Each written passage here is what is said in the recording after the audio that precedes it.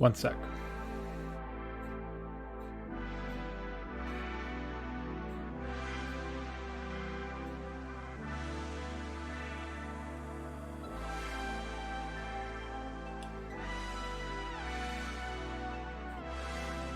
All right. Hello.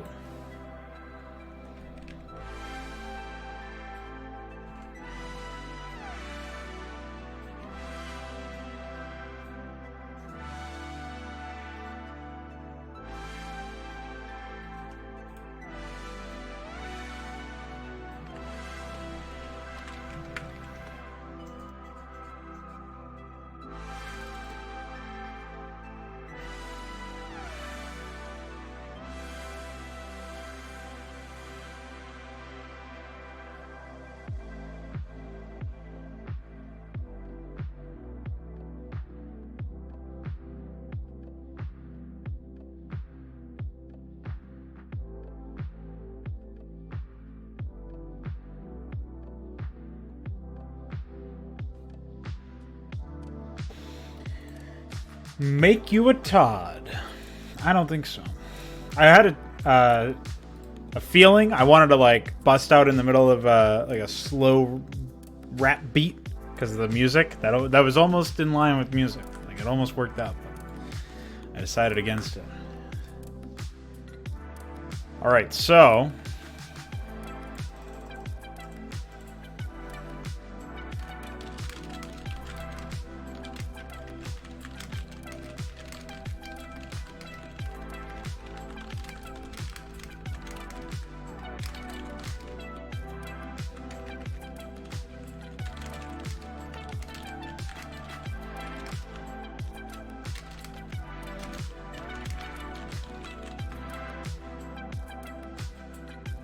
we're going to be working on this map again. This is going to be quite the experience, man. I'll leave that there, I guess. So, one of the things that I was thinking about with this map, and I've made some changes to the layouts, is, well, for one, right? You guys should still be able to hear me, I hope. I had to change my microphone at the beginning of the stream, so I may have fucked something up. Let me know if you guys can. But, one of the things that I was, what's up, DF? And hello, Helitrix. I forgot to greet you earlier. I said your message. I read your message, but I didn't say hi to you. Hi. And thank you from DF. One of the things I was thinking about with this map is, I haven't really made a really large scale map in a while. So I was kind of wondering what I wanted to do with that.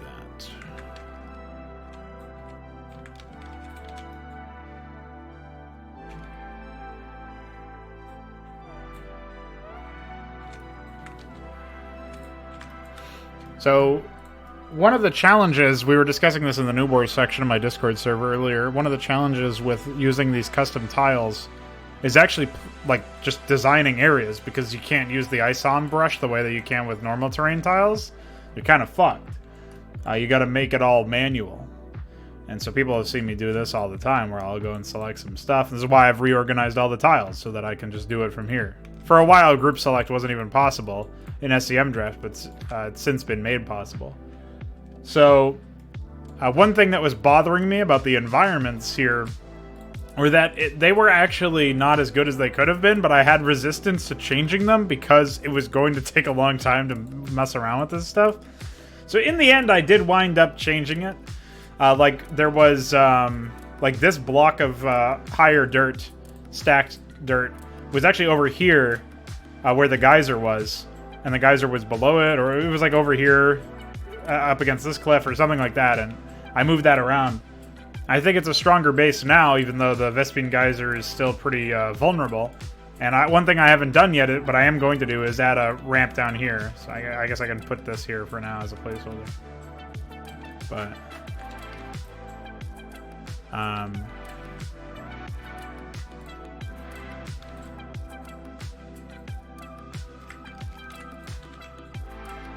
That was one thing that was definitely bothering me about this area, was that the expansions and just some of the layout decisions made were being influenced by the fact that we can't really mess around with these tiles the way that we would like to.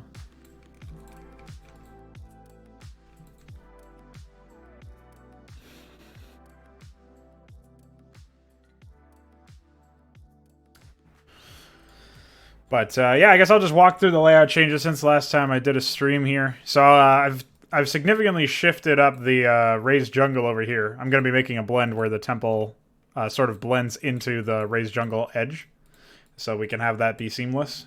But this will force players to engage with this temple area a little bit more. I'm debating whether or not to add a temple ramp down here, or just like rework this area a little bit so that the temples are like something like this, maybe, where you have more access to it. I don't know. I want to do something nice with temple now that we have a reverse ramp we can actually use. So I don't know what that will mean. But I kind of want to make a bit of a set piece area over here where it's a giant, like a temple. Not really a complex, but just something that seems like a functional shrine. So I'll probably rework a lot of this stuff, actually. But here we've got that. So, mostly the only thing that's changed with this area is that I've really heavily modified the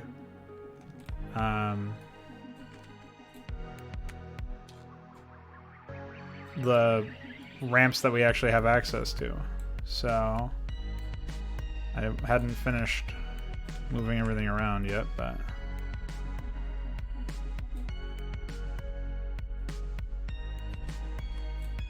oops.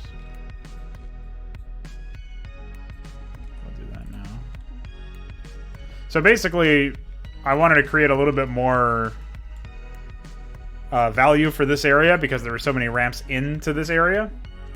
And so for one, it's to bypass the temple stuff.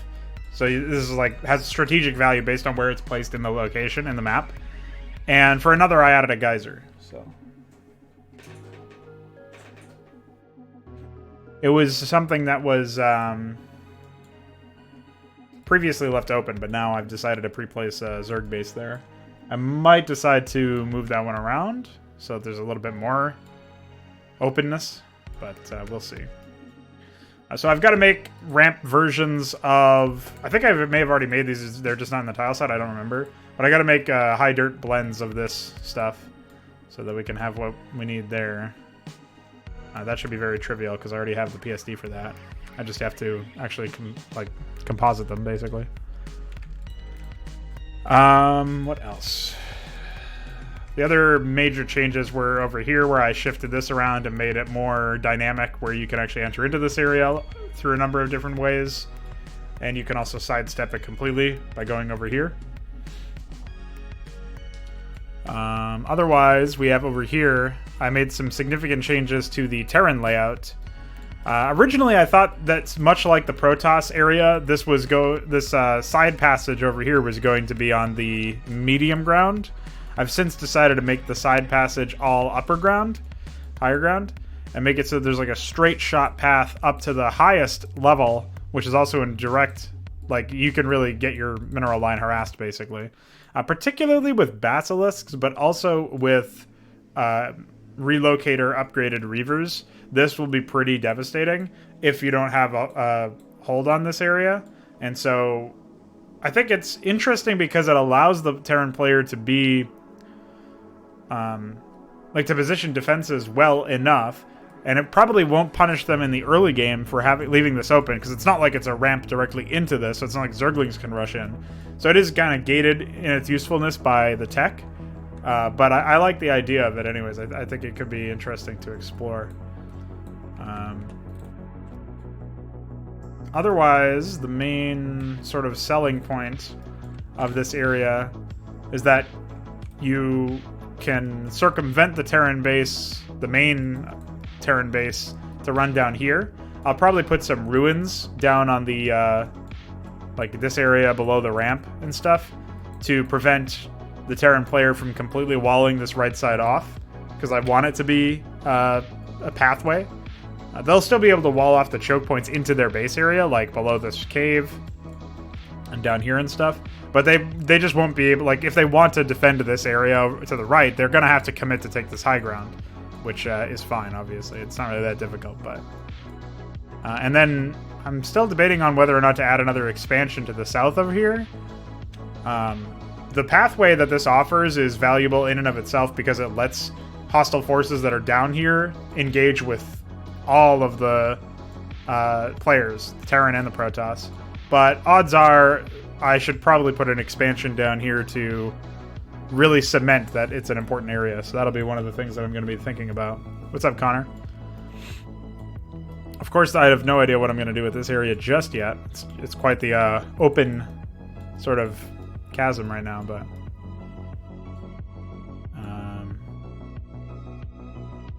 those are sort of like the thoughts that I've been having.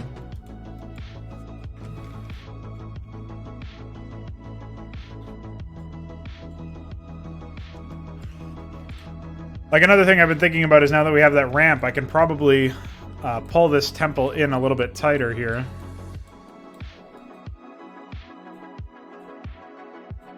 Make it comprise a little bit more of the landscape.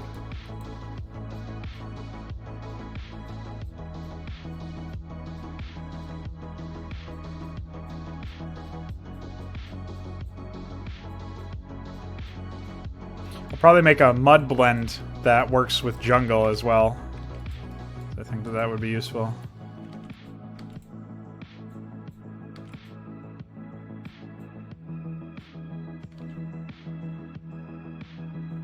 And let's see.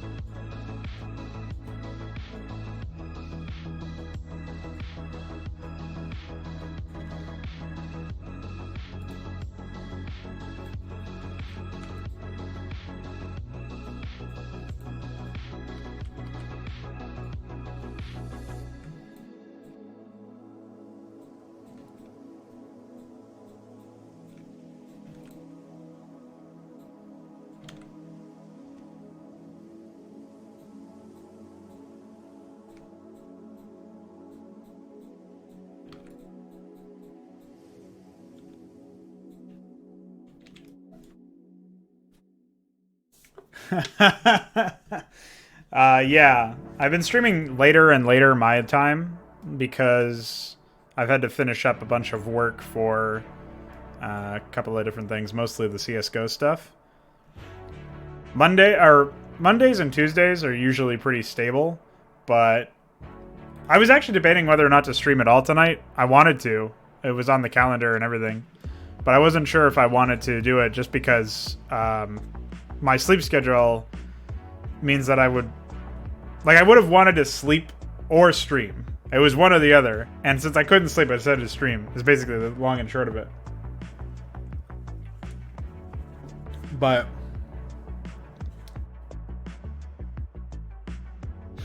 I was mostly thinking about Fraud Night, which is going to be tomorrow. We're going to be doing some games and stuff. That, I mean, technically that's today. And it's in under 10 hours, so I should probably make an announcement about that. What's up, Poop? Welcome to the bus.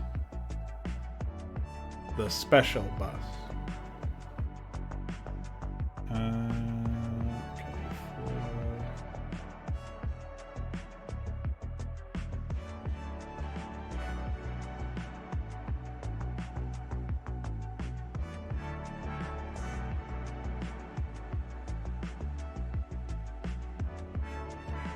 So, odds are I'm going to stay awake until the fraud stream, and then I'm going to try to extend that uptime so that I can reset my sleep schedule, because I have been all over the fucking place with that. And then we can get back to some normalcy. I've noticed that there's sort of a pattern where like once a week, basically, I'll just I'll just like stay up for an abnormal amount of time It's not... I thought I was getting better at it, actually. Like, it wasn't that bad lately. But here it is again. Well, I hope you find some great deals while you're out shopping, man.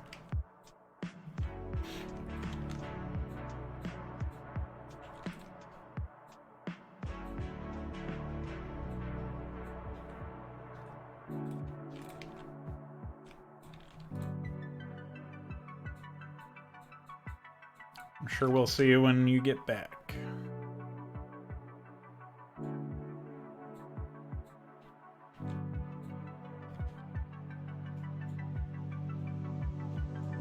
So one thing I was thinking about in relation to level design is the fact that now that we actually have a fair bit of resistance to technically implementing the terrain, like Brood War is one of the easiest games to just like start fucking drawing terrain in, you know?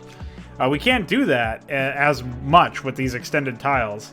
And so it might actually benefit me to basically make like a gray box, at least that's what they call it in Counter-Strike, where you design the map using like placeholder shit to sort of give you a rough idea of where the cliffs are going to be. Like, I don't even know what it would look like. Hold on. It'd probably be like this. Hold on. And, you know, we would design the cliff outline or whatever. It might be better for me to do it that way. That's what I did before I actually had the tiles implemented into the terrain, into the tile set. Like, I did that in Iquare's birthday map when I was...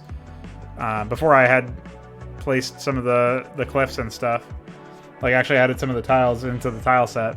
And I feel like that's probably a better way to do it than to lay everything down in a way that is incredibly arduous to move around after the fact before you really have the tile set finalized. Or the design of the whole thing finalized. What's up, Mr. Pud44? Welcome back. I think I saw you in one of the Half-Life streams. How you doing, dude?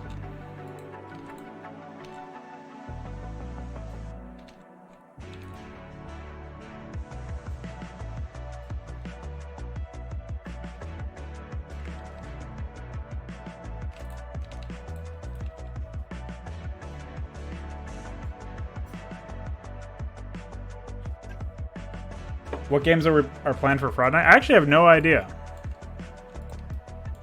I think we'll probably start with CS unless whoever's here at the start, like unless we have enough for a multiplayer match of one of those mods.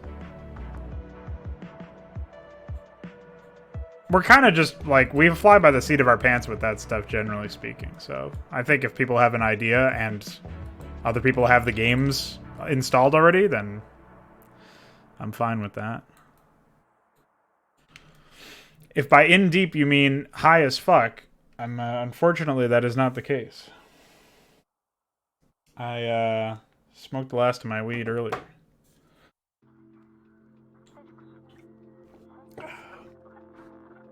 Just drinking some herbal tea now, like some kind of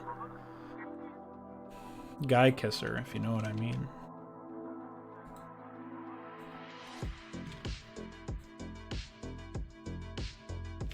Oh, that's what you mean.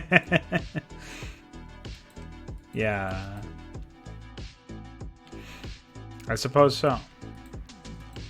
I've used this thing for years now, so. I think we have some stuff here. I think we have enough to get started on some of these tiles. Let's do that.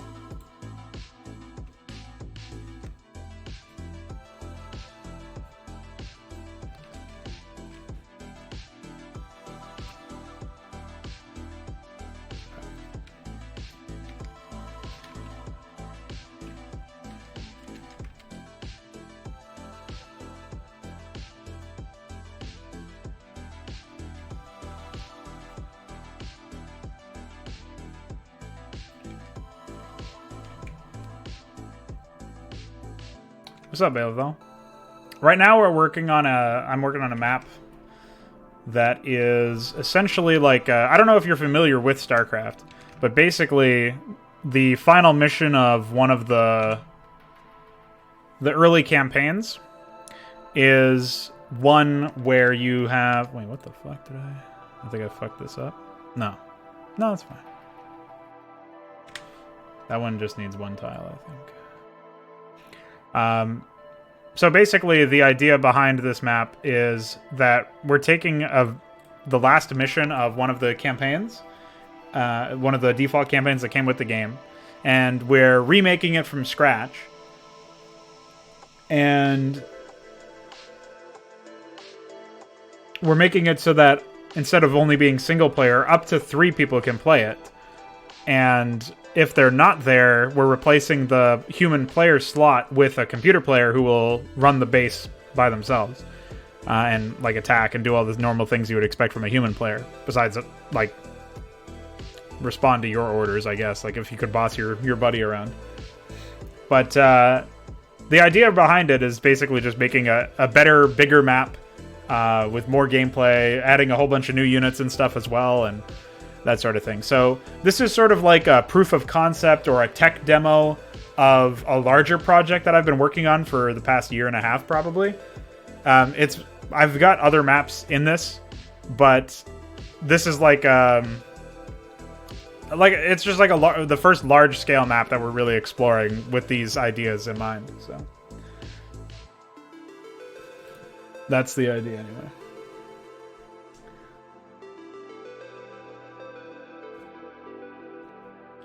They made drops untradeable in that game, Luciferius?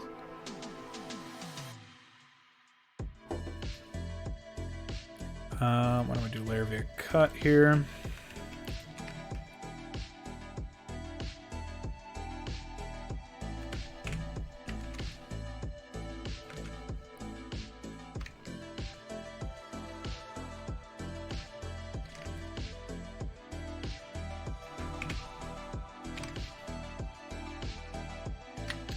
Oh, you know what? I think I did fuck up. I knew it.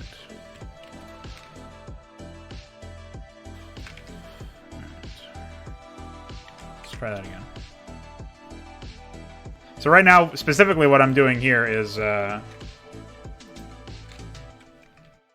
making some custom tiles for the game. And I basically just do this in this is a situation where the game is old, right? So the way that you have to do its tiling, it's terrain. Sort of like the level design. I don't know what games you might be familiar with, but like in Half-Life as an example, because I know you're familiar with that, you have the map that you're running around in. You can like place walls and place enemies and stuff.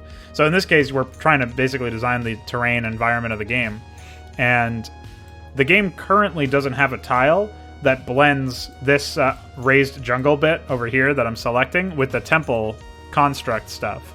And so I'm taking a screenshot of the missing pieces of terrain that we have right now with the raised jungle showing, and then I'm going to take a screenshot with the temple showing instead and the raised jungle missing, and then I'm going to mask out the stuff that's conflicting so that we have a blend. That's basically what we call a blend. And it's kind of a slow process, but once you know what you're doing, it's not too hard.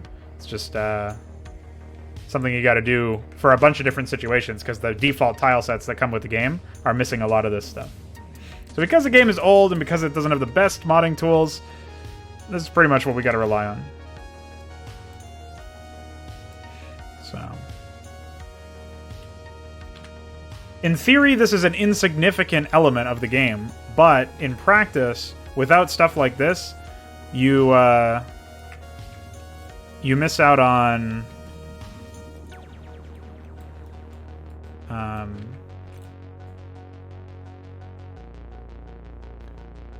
well, let's just say you miss out on the ability to design levels as well as I would like to be able to design them.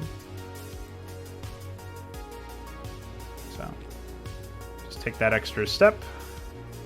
Takes about 5 minutes or so per blend. Maybe less if your blend is small or you're really on point. Which I am not right now. So as you can see, we got some of the missing data here. We are going to cut out some of the stuff that we don't need. Create a new masking layer. We're going to mask out the grass from the second screenshot so that we can see the cliff facing rock formation stuff that is in the first screenshot, while we keep the temple. That's basically how you do that. So in order to do stuff like this, you kind of need to know how to use Photoshop, which is another tool I've used for quite a while.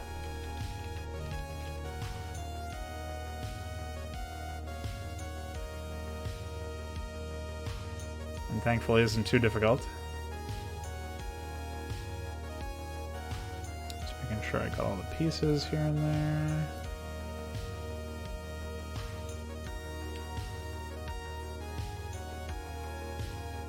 Quickly check the mask. There's some stuff up here. Cool.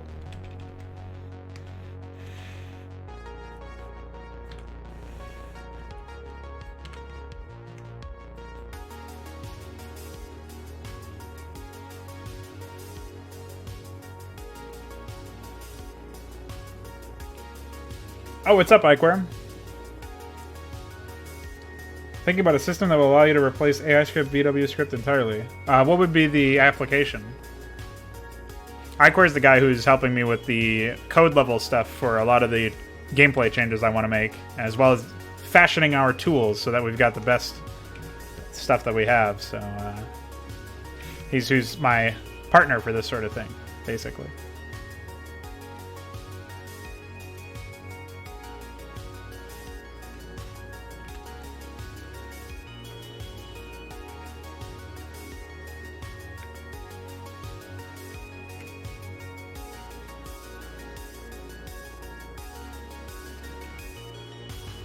I'm glad you like it, man.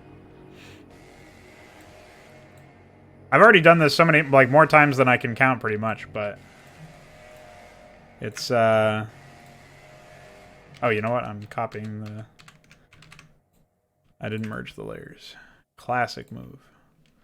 We'll save this, actually, in case we need to edit it later. We'll call this Temple RJ Blend. I probably have a better name for that somewhere, but so let's do that.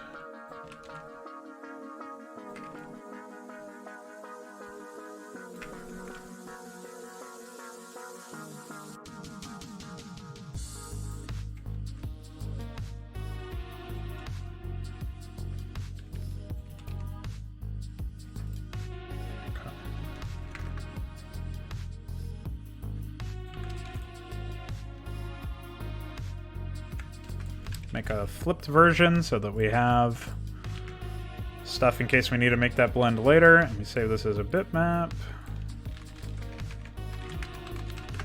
Blend. Close that. We're going to need Photoshop back open in a second. I don't know why I closed it. Do we still have the tileset file open? Okay. So now we're going to import that image into our tileset, which is extended well past the default tileset stuff.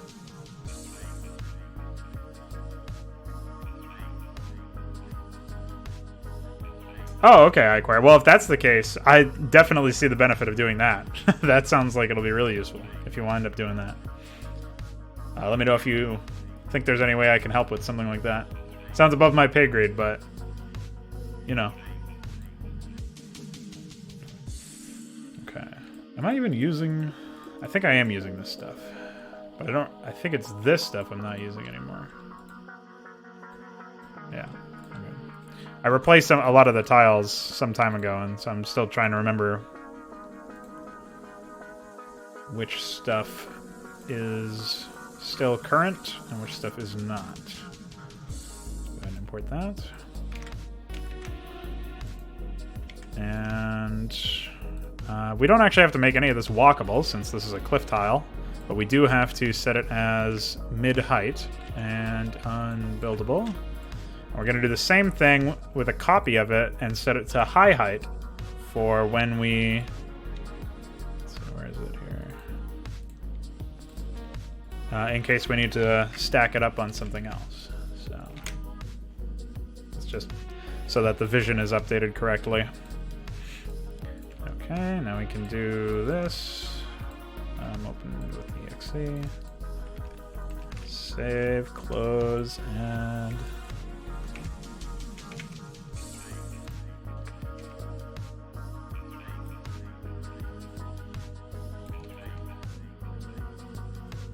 Now we can scroll down towards the bottom here and we can find what we were looking for. Ta-da! That's basically how it works.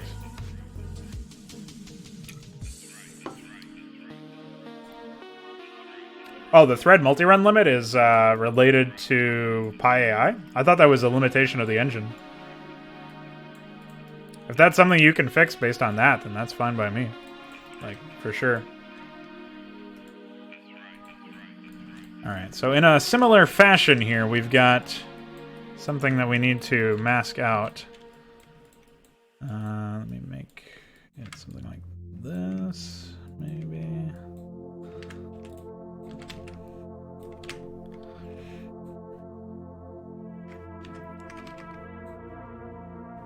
This is another thing to make sure that it's blended properly. We'll do, I don't know, it's not going to need to be that big. I don't think.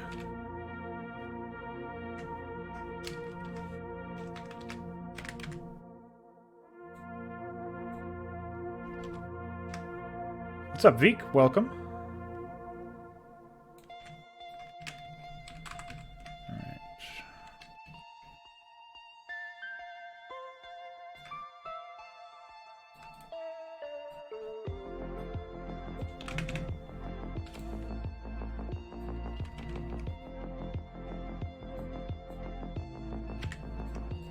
Oh, I control Z'd way too hard, it looks like. Try this.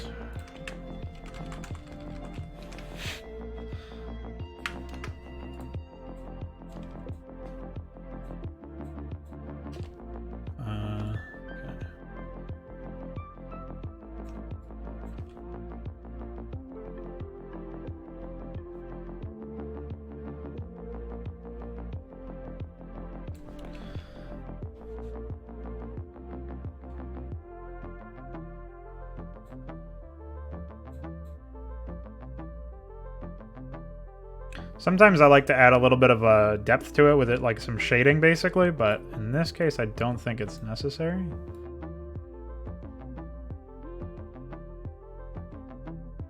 Let's do some fine brush work here. I think that's good. So we'll do search.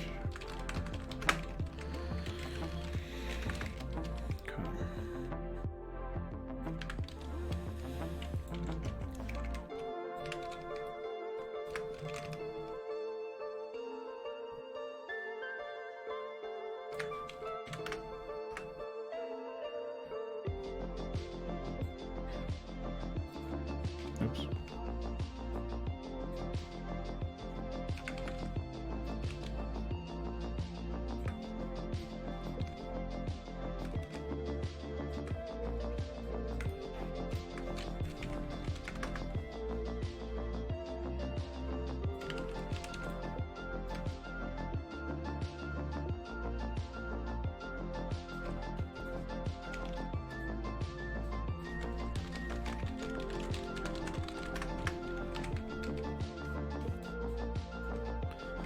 Alright, so I'll do this now.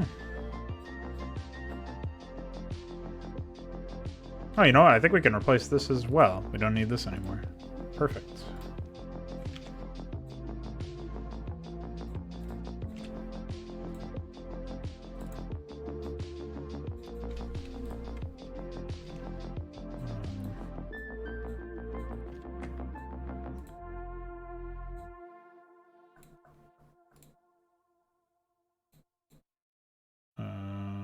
Here it is.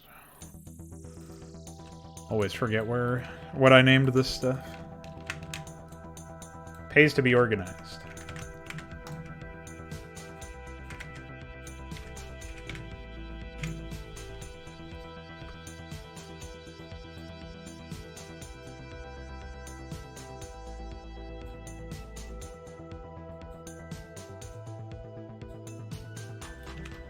All right, cool.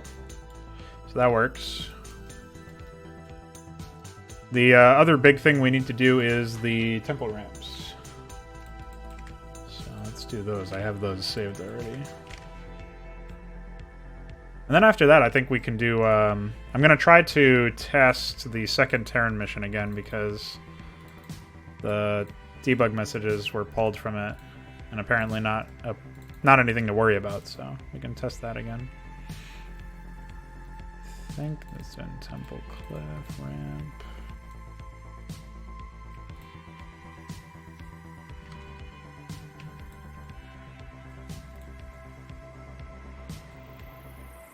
Progress on Eye of the Storm? Well, that's what we're working on right now. So far, things are looking pretty good. Basically, I've reworked the Terran starting area for Raynor. And then Tassadar is set to go here as well, I think. There might be a couple of things that I tweak here and there. Raynor's area north of his base definitely needs tweaking, and I'm probably going to add a couple of cliffs stacked up here. Maybe an expansion down south. Maybe something on top of the temple over here. I still got to rework this temple area. I kind of want to get the bottom side of things done as soon as possible so that I can move on from there to...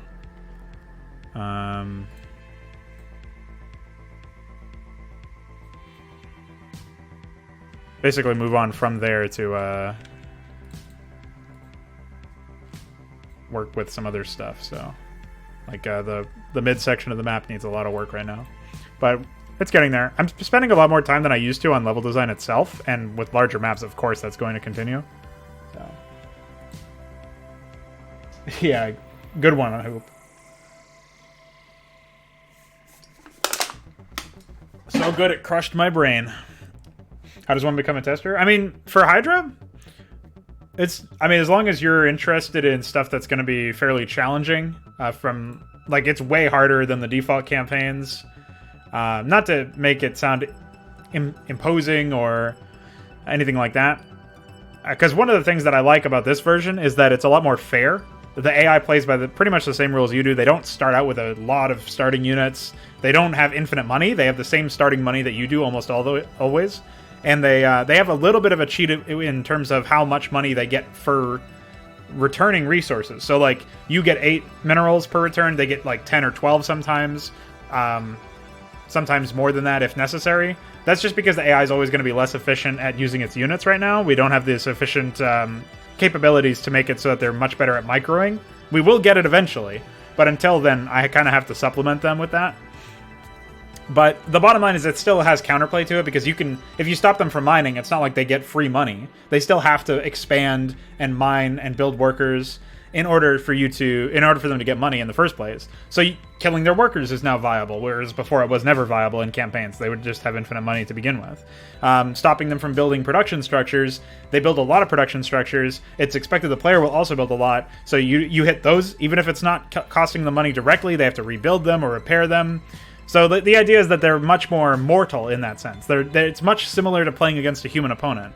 And so even if you're not a great player from StarCraft, like I'm not great, I can still win a lot of these missions, and it comes down to the fact that I can find areas where I would exploit a human player and try to do the same thing to the AI. And the AI will have their own strategies and personalities and stuff. It's really early level right now. Like we call it a beta, but it's probably even before a beta. Stuff is not finished. Beta is just like a buzzword, I guess, that I use instead of something of actual substance. But yeah, I mean, if you just want to play it, like I don't really mind it at all. Just allowing anybody to play it. You can actually grab it if you type !Hydra into the chat channel or into the Twitch chat. It'll give you more info so you can read up on it, and a download link so you can grab the latest stuff.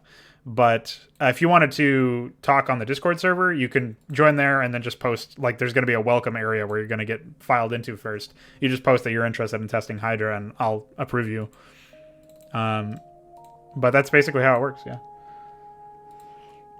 Yeah, exactly. What Balathal wrote. The same methods of tackling a player working against the AI. In theory, that's...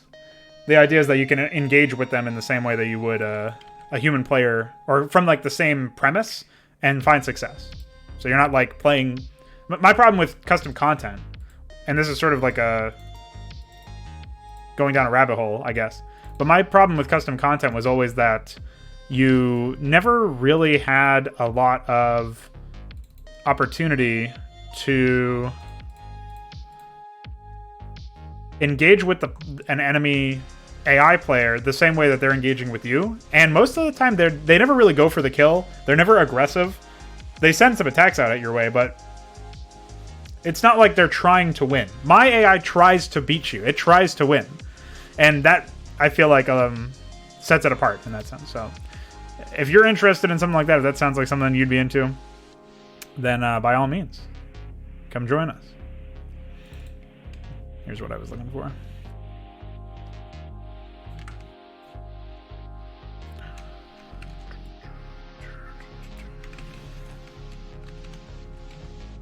But I'm going to show off some of the content pretty soon anyway, because, like I was saying earlier, I want to see if some of the issues that I was running into were resolved or not. So.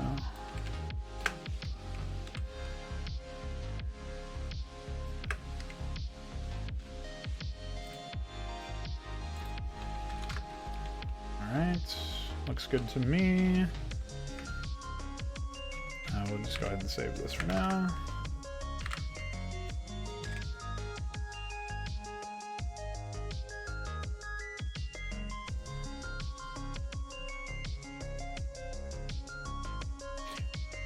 What do you mean, Iquare? Like in the case of, oh yeah, like Nidus Canals. Yeah, so some stuff is still, we still haven't fully reverse engineered in that sense, but it's on the list. Nidus Canals are on the list.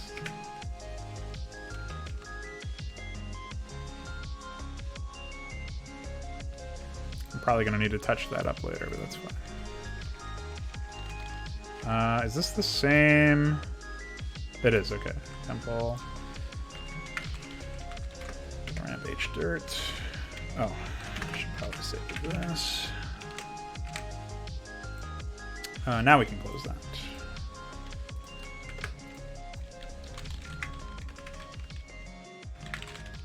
So as far as what changes I've made to my level design, I'm not sure how best to answer a question like that, but more or less, I've considered the idea that most players... Okay, cool, that fits. I've considered the idea that...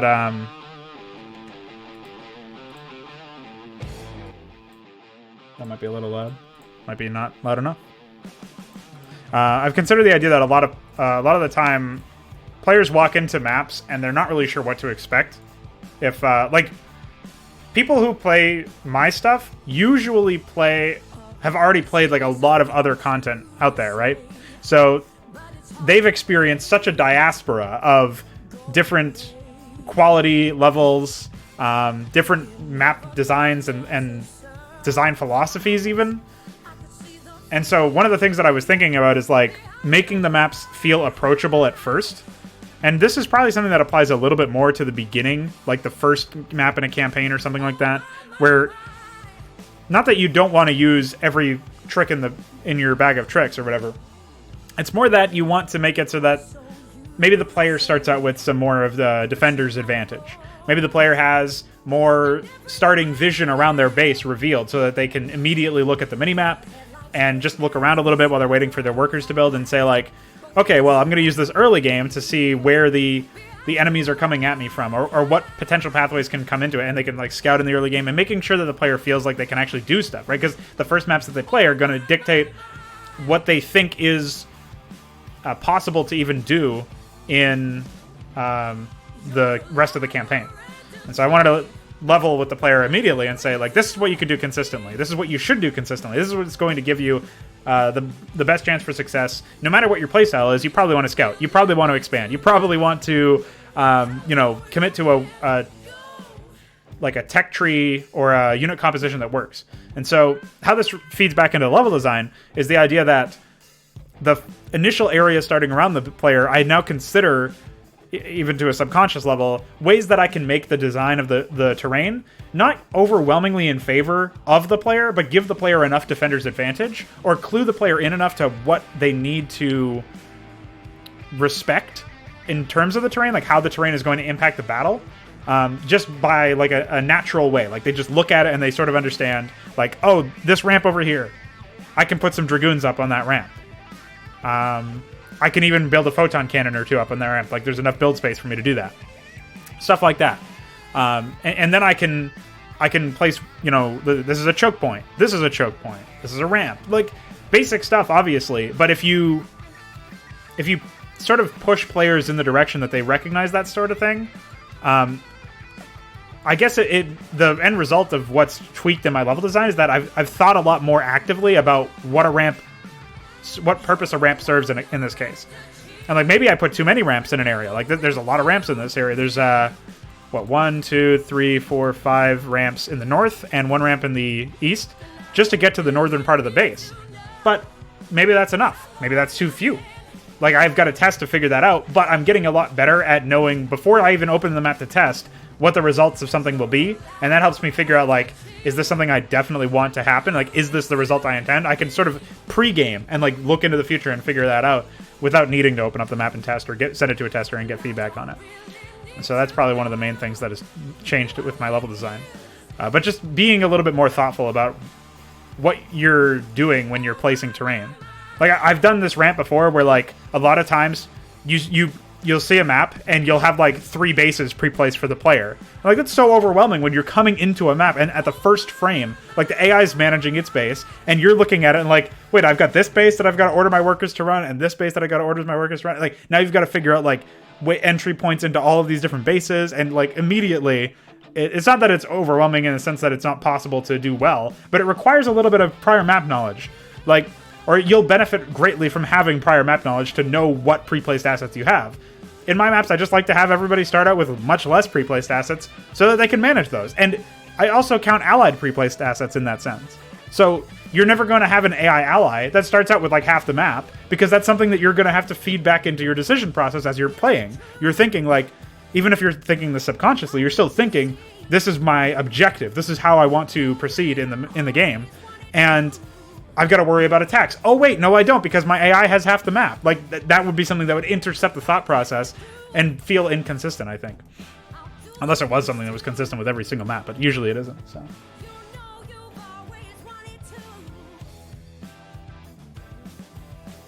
AI in StarCraft could use more scouting? Absolutely. Like, one thing that I want to do is I just use the guard command for this right now. But War 3 AI does use the waygates. I'm catching up in the chat messages. Units don't see everything. The AI doesn't see the whole map in StarCraft. It technically understands all the terrain, and it can see where enemy units are because like that's how it determines what to attack. But it doesn't react to units aggressing towards it until it has vision of them. So, for example, another thing, it doesn't use spells on units unless it can see them.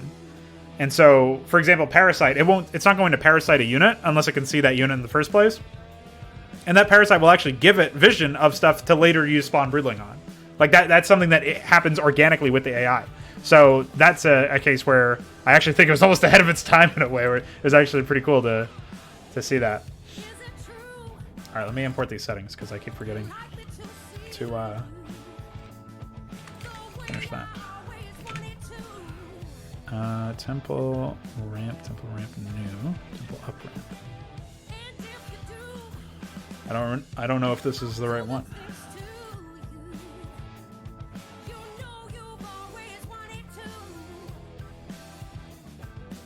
Oh, I fucked this up. Oh, it's probably gonna crash. Oh, it didn't crash. Holy shit. That's amazing. Yeah, I don't think this was right. I don't know about that one.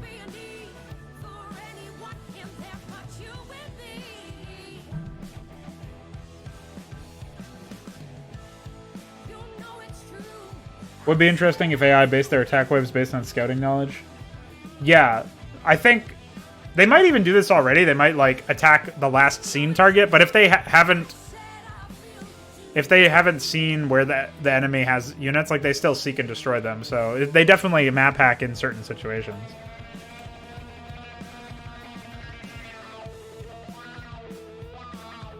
I mean, I think that's better anyways, though, because it limits the potentiality that the AI has for... Yeah, okay, there's the crash. Thank you, PyTile. Thank you very much. Great program. Just to make sure that I have the right stuff here, I'm probably going to just export that from the other ramp. Try this.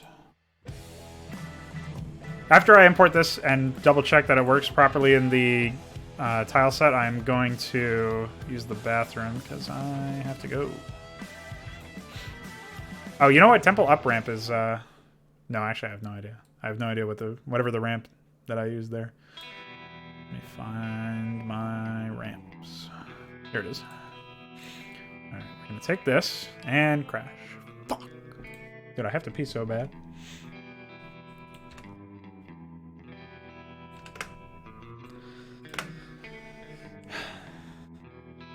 Hey, Iquare, want to rewrite PyTile for me?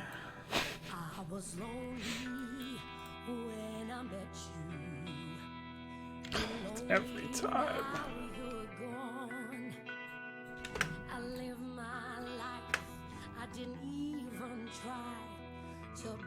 Oh, you meant composition. That would be some weird algorithmic shit. Could be interesting, though.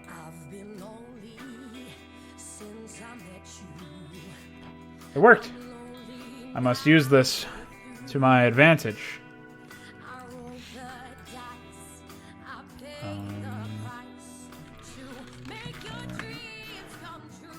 Close. Alright, guys. Can we make it work? Let's see.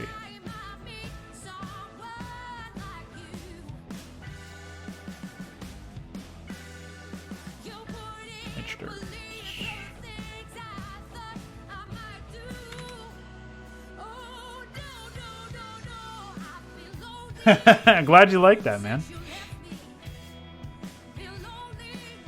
Take care, man. See you around. Oh yeah, should probably select the whole thing.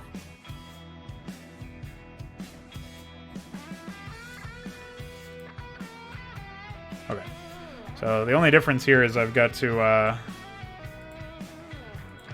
do all this shit. But the pathability, walkability stuff, that seems to have been preserved, so...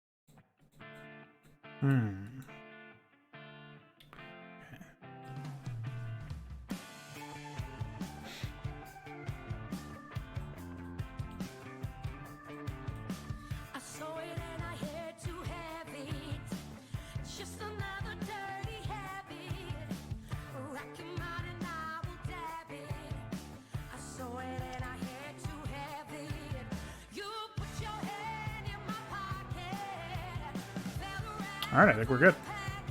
Let's save that shit so I don't have to deal with that anymore. And then... import.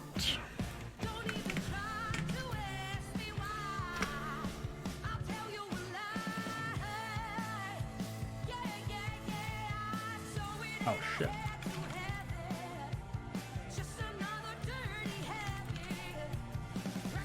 There we go.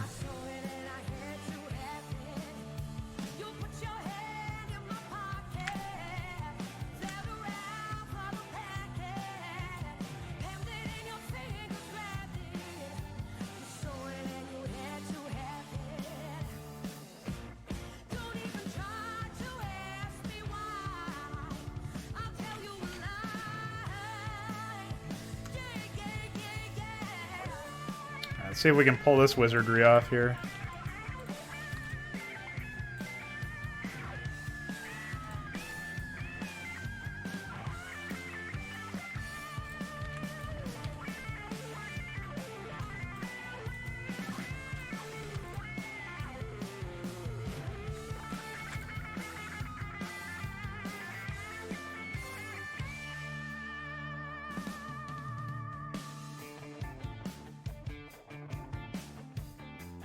Oh.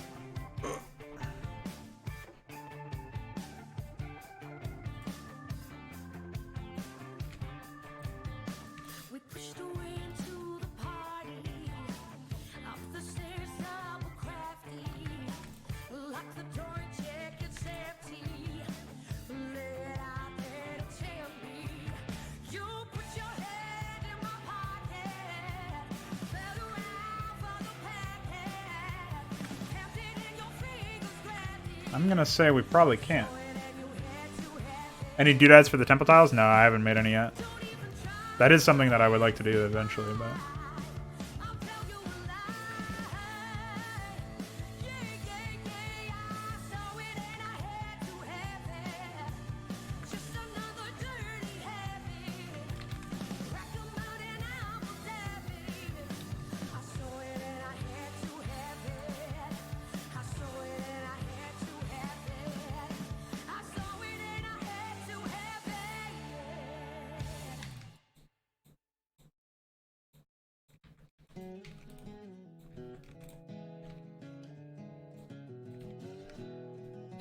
Actually, I honestly can't even tell.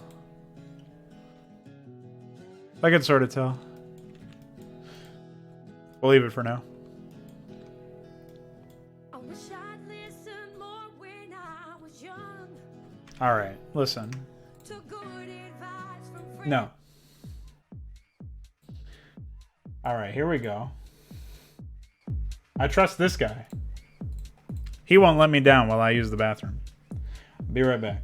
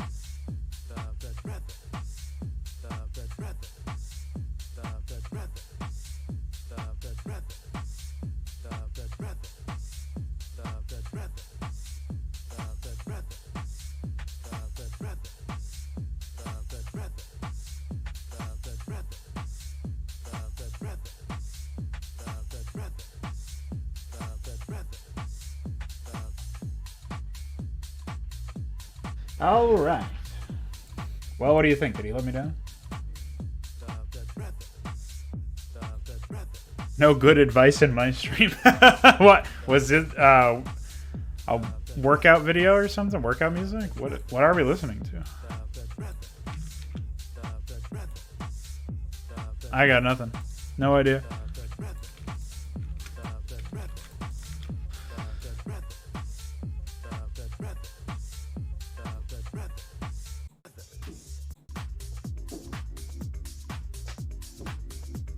Somebody's setting off fireworks.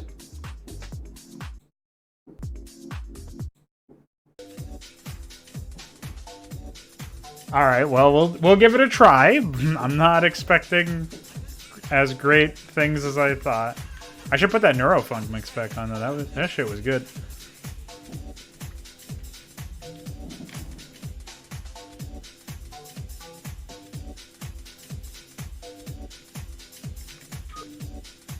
Oh, Iclair, you said that you added something for the plugin.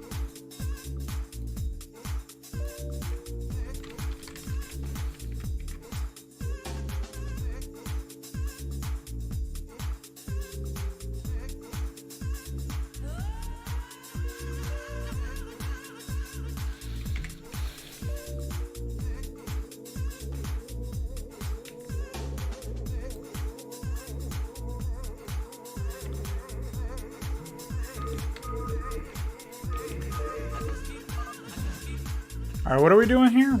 I'm testing some upgrade.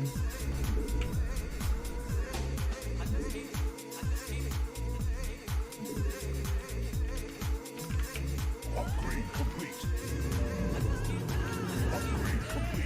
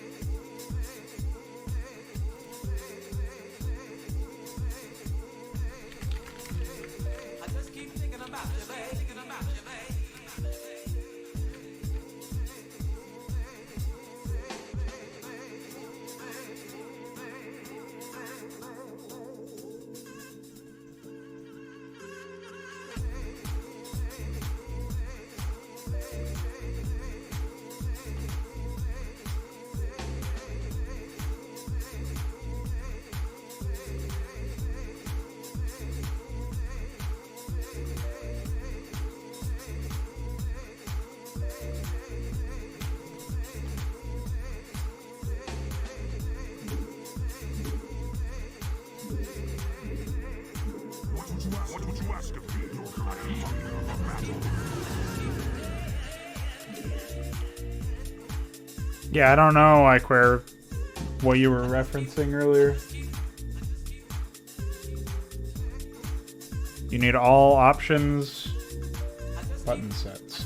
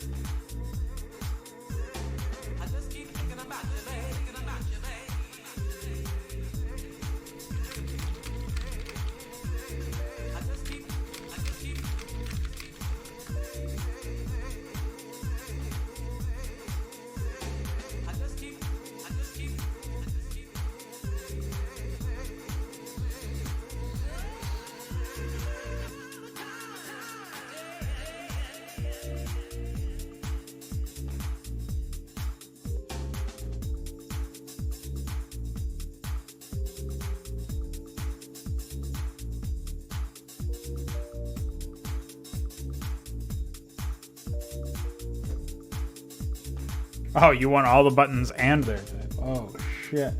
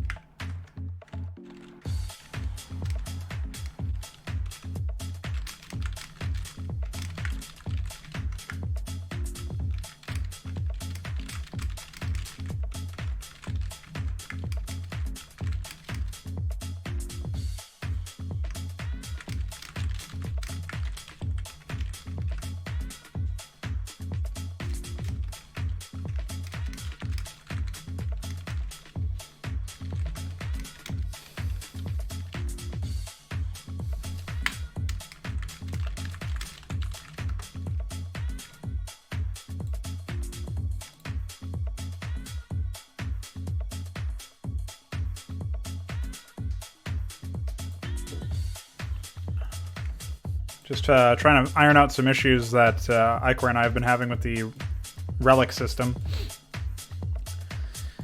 Once I'm done with that, we can jump into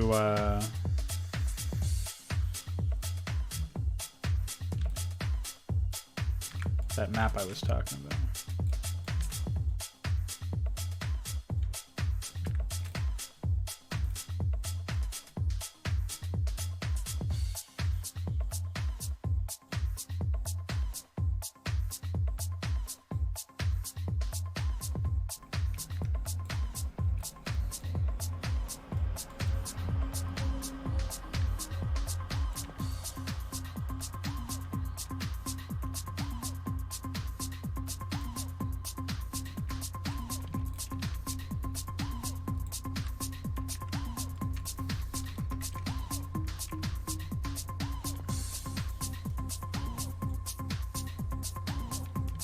Oh yeah, let me pull up the article on that.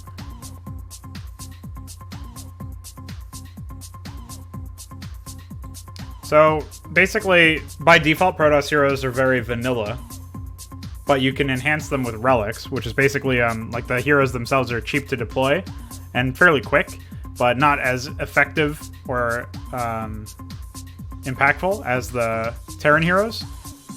So the Protoss heroes get a lot of customization based on relics, and certain relics are restricted to certain classes of heroes. So like some relics can only be equipped by melee heroes. Some relics can only be equipped by robotic heroes like Phoenix or Artanis and a Scout or something like that. So basically you have your hero, and in the final build, this isn't what the system that we're using right now is, because we're trying to deploy like a proof of concept for it. But in the final build, you'll be able to open up a submenu while the hero is selected, and equip any relic that you've previously purchased at a reliquary. And by purchasing, it's sort of like you're like refurbishing the relic to be used by whatever the unit is. So that's like how you get away from, well, how does Zeratul have his power armor, or lack thereof, is able to use the same blade as that of a zealot hero like Phoenix. Well, the idea is that you're refurbishing the relic, and that's what you pay for its cost, and then it becomes available for any hero that you have deployed. Playing around with the idea of making it so that allies can, like, an ally requests a relic, then you as an ally to that player can then use that relic. I'm not sure if that's going to happen, but it's like an item in a sense, and you basically go through and have one weapon, one armor, and 2 augments, so up to 4 items per hero. And that's the premise of it anyway. So of course there's going to be synergies between certain relics, the idea being that if you allow your opponent to get a lot of relics that synergize with them, like for example Zeratul will probably end up wanting like one thing that I would like to have for Zeratul as a theoretical build is his weapon would be Blind Judge, which raises any organic units that Zeratul would kill, and the hero kills as an organic unit, then for the next 15 seconds that unit gets revived with 50% of their max health and all of the energy they had before they died, and are under the control of the killer. So Zeratul's player would then get access to that. And that would be his weapon. And then he would probably have the Predator's Cloak as his armor. And basically it's a blink, and it resets when you get a kill. Otherwise it's 10-second cooldown. So that's a very simple idea. But basically that would allow the Zeratul player to blink around. As for his augments, that's where you can go a little bit more divergent with the paths. Zeratul already has Permacloak in a sense. Well, he's got Permacloak. If he attacks, he reveals himself. But so he wouldn't really be using Shade Sigil in that sense, most likely. Because that Shade Sigil is whenever the hero slays an enemy, the relic cloaks them for 5 seconds or until they attack again. Which would be interesting considering he can also like blink while cloaked, but he's already cloaked, so... you know, you could get like something to increase his DPS, like Holy Ember, which deals 20 damage over 5 seconds. And if the enemy dies to the fire, not only would they then get resurrected if they were an organic unit, but 10% of that target's maximum life is used to heal. Like, then that's how much the hero heals for. So something like that could be interesting. Adds a little bit of survivability, but also adds some damage. What else? Maybe then Crest of Adun if you're going to play safe. Crest of Adun basically, you purchase it, the relic breaks after the hero dies, and instead of the hero dying, they get teleported back to the reliquary. So, it's like stuff like that. You can basically come up with builds.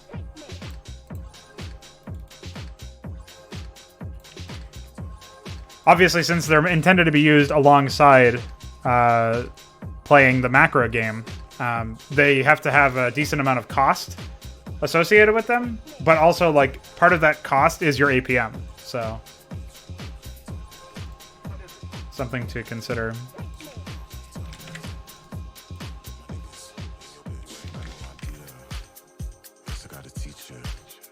All right, I don't think so.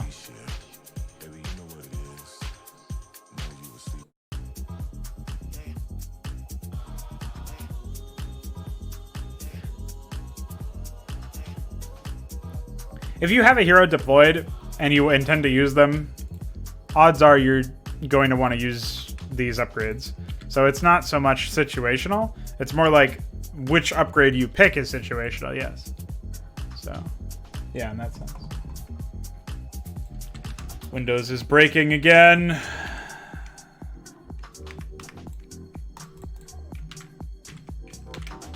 Thinks I was holding down Alt. Maybe it's my keyboard.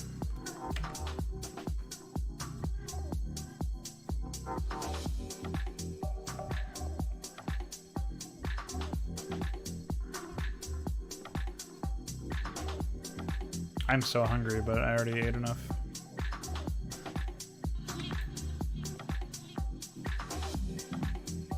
Or I should have. It should have been enough.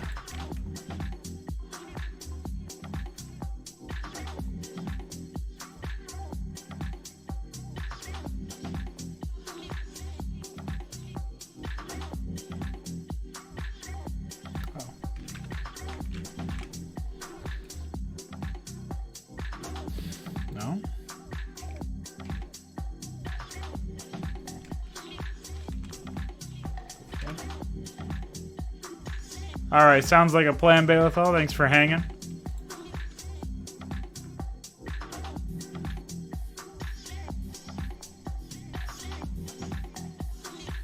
See you in, like, 8 hours or so. Eight and a half, give or take.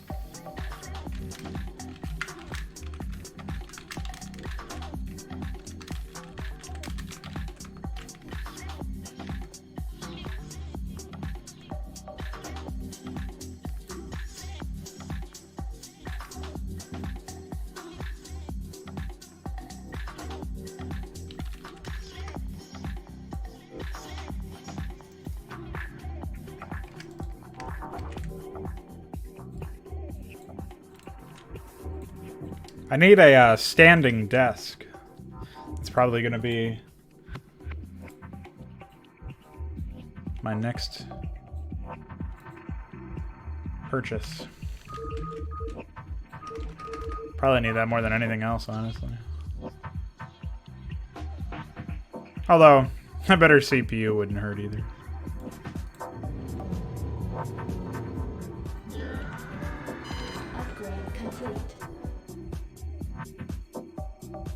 Yes. You got it. Fire it up.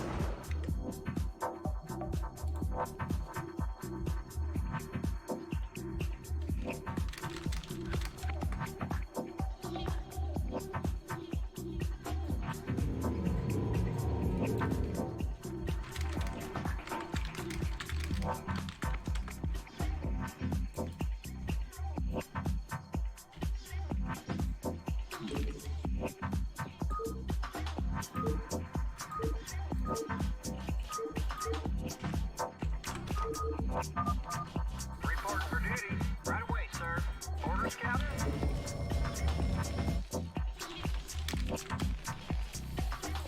I read you. Report for duty. Yes, Let's try not to die this time. Captain. Yes, sir. I read you. Affirmative. Report for duty. Orders, Captain. Yes, sir. Orders, Captain. I read you. Report for duty. Report for duty. Affirmative. Roger that. Affirmative. Orders, Captain. Yes, I sir. think we just need to be a little bit more aggressive with our map control this time. Right away, sir. Orders, Captain. SCV good to go, sir. Affirmative. Orders, Captain. Yes, sir. I can't sail there. Yes, sir. Orders, Captain. Report for duty. Right away, sir. Report for duty. I read you. Orders received. Yes, sir. Report for duty. Orders, Captain. Report for duty. Orders, Captain. I read you. Report for duty. Right away, sir. I read you. Affirmative. Roger that. Right away, sir. Orders received. Affirmative. Also, I kind of knew I would die last time anyways. I dedicated some early resources to a fucking bunker rush. A better player than I definitely could have pulled that one off. Report for duty. Orders, Captain. I read you. Yes, sir. SCV good to go, sir. I read you. Orders, Captain. Orders, Captain. Yes, sir.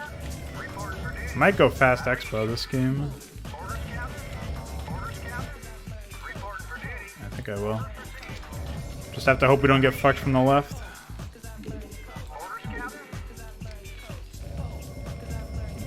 Yes, sir. I read you. Yes, sir. Roger that. Right away, sir. Orders, Captain.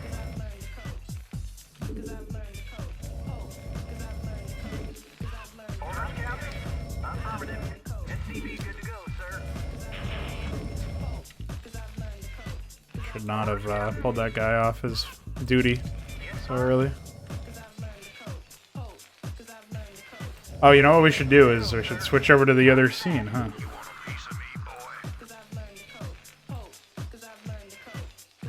I don't know why we're learning to code, but you know. SCV good to go, sir. I read you. Right away, sir. You're gonna have to be a bit more specific than annoying. I read you. Report for duty. Roger that. Yes, sir. SCV good to go, sir. Orders received. It's probably not gonna be the final one that I settle on, but Orders, Captain. Orders, Captain. Report for duty. You want a piece of me, boy? Yes, sir. Orders, Captain. Not enough minerals. Yes, sir. Right away, sir. Yes, sir. Orders, Captain. I don't think it sounds like a mosquito at all.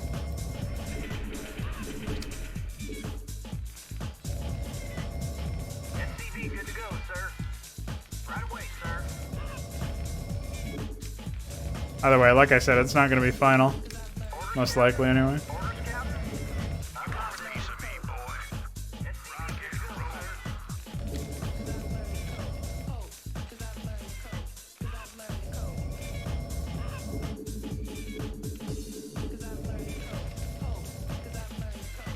Piece of me, boy. SCV good to go, sir. Orders, Captain. I read you. Right away,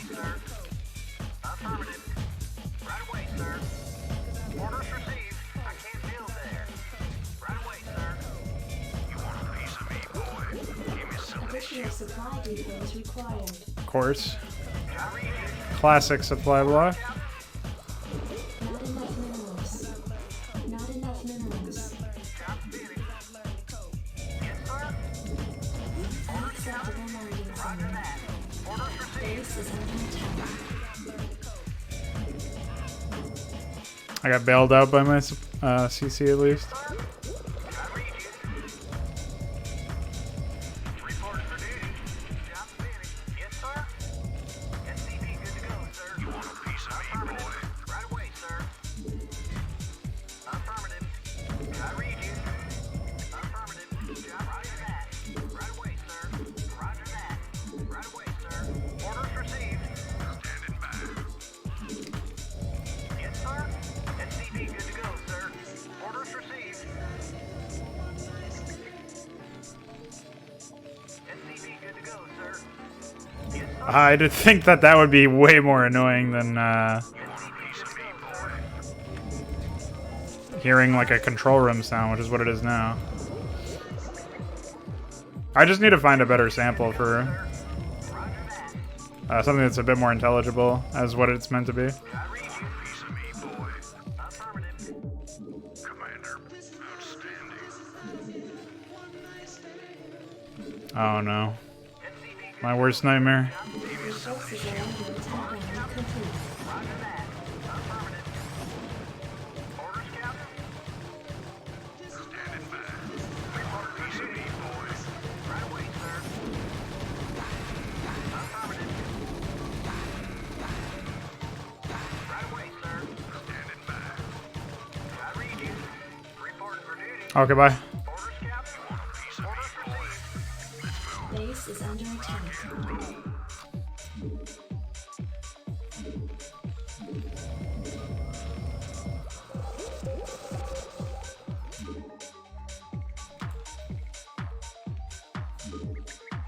Yes, sir.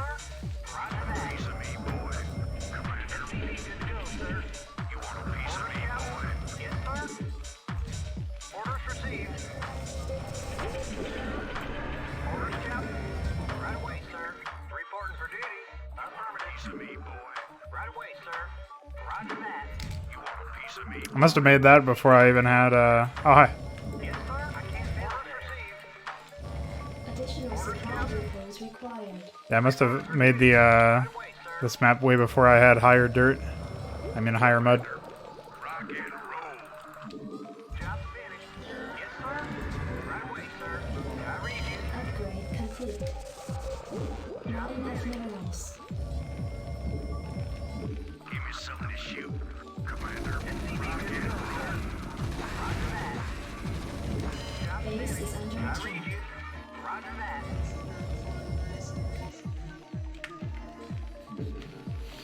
I read you. Roger that. Orders received. SCV good to go, sir. Add-on complete. Reporting for duty. I read you. Upgrade complete. SCV good to go, sir. Kind of big problem over here actually that I don't even have anything up here. You want a piece of me, boy? SCV good to go, sir. I read you. Orders, Captain. Base is under attack. Yes, sir. Right away, sir. You want a piece of me, boy? Orders received. SCV good to go, sir. Yes, sir. Reporting for duty. Affirmative. Right away, sir. Affirmative.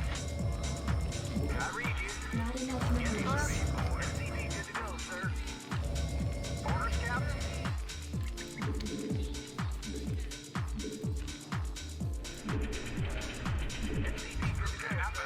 SCV good to go, sir. Right away, sir. Orders, Captain. Orders, Captain. Yes, sir. Orders received. I'm finished. Orders, Captain. Affirmative. SCV good to go, sir. SCV good to go, sir. Orders, Captain. I read you. Affirmative.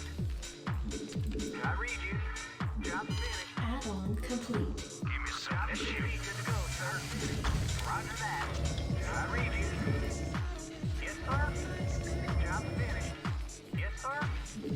Reporting for duty.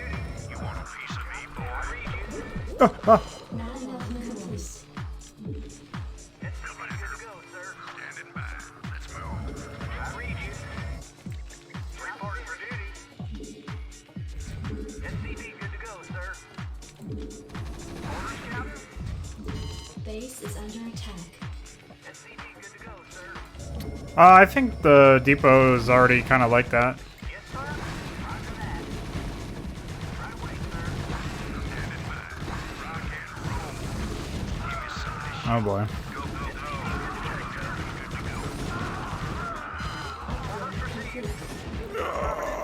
Right away, sir. Orders for Attack of the winged retards. Add-on complete. orders, Captain. Roger that. Right Okay.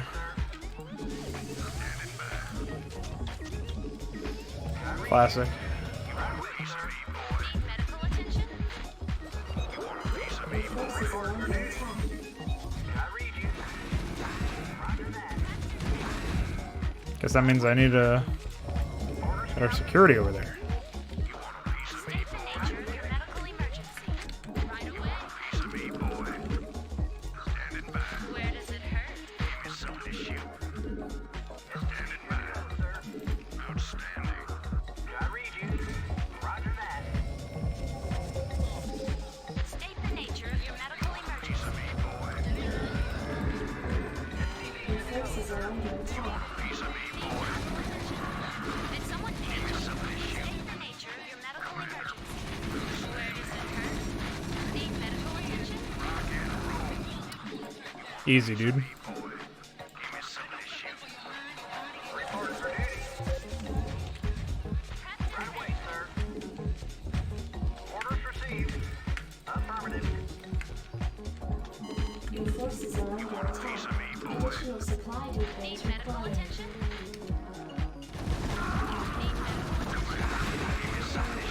Did someone page me? Right away. Where does it hurt? On my way.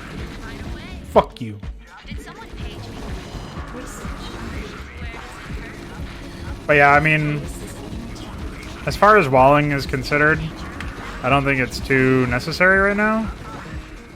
When we already have a fair bit of structures that can act as, Where does it hurt? Where does it hurt?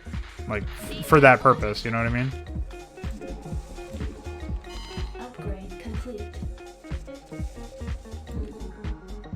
Need medical attention? What's up, my name is Lil, how you doing? Did someone page me? Where does it hurt? Need medical attention? Add-on complete. I read you. Upgrade complete. Affirmative.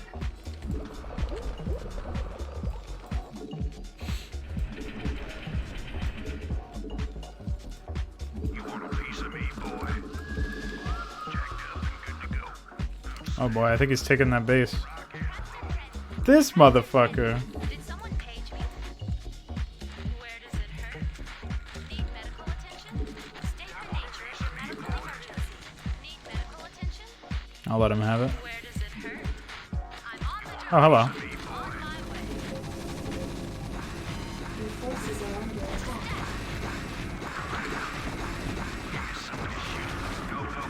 Need medical attention? Did someone page me? Research complete. Yeah, I'm listening to something. I don't really know what it is, per se. I hear something happening. Oh, check him out, dude. Your forces are under attack.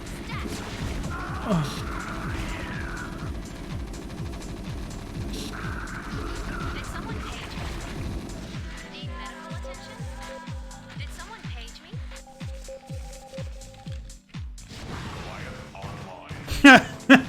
What the fuck happened over here? Your forces are under attack. Looks like we tag teamed him. Oh, hello. Base is under attack.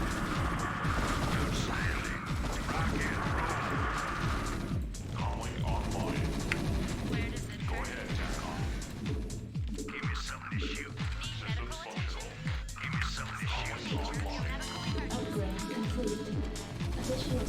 depots required. Your forces are under attack.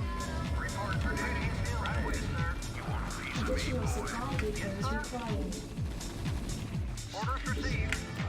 Additional supply depots required. Report for duty. Must be doing something right. Additional supply I wonder how much of my success is owed to my ally. I haven't really been paying too much attention to him. He is spinning troops around my base, which is very, very helpful.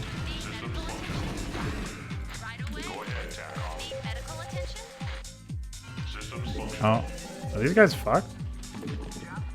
No, just taking a long time. I'm gonna have to look at their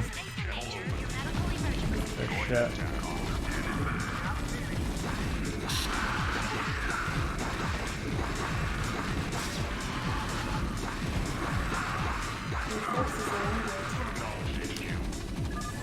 I guess that was added back in. Oh yeah, like we're talked about that earlier. Yeah, of course. I'm revoicing a lot of characters. Oh boy, they're broodlinging.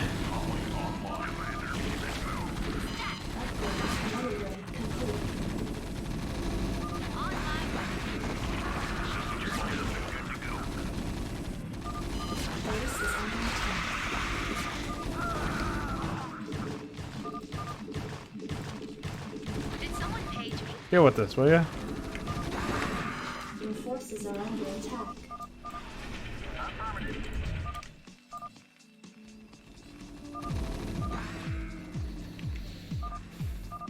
Your forces are under attack.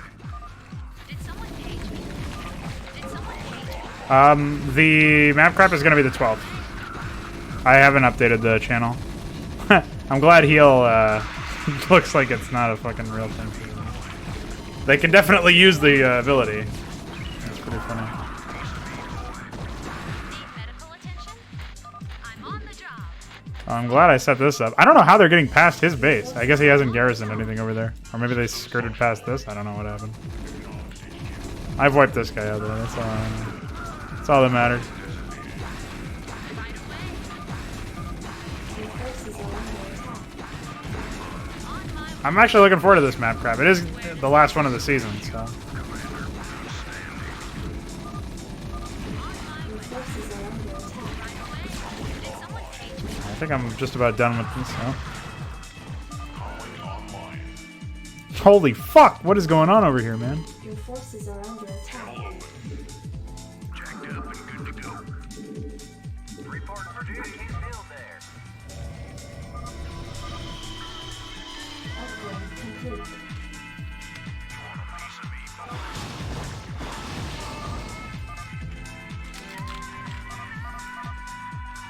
Your forces are under attack. Did they kill this?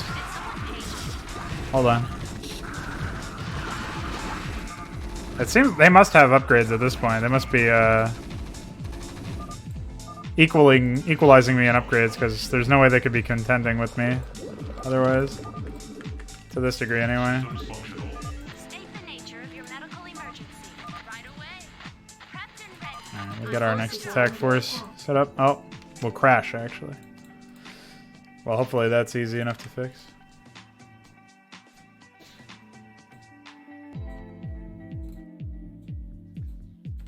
It seemed like Olive just fell over more than I wanted them to.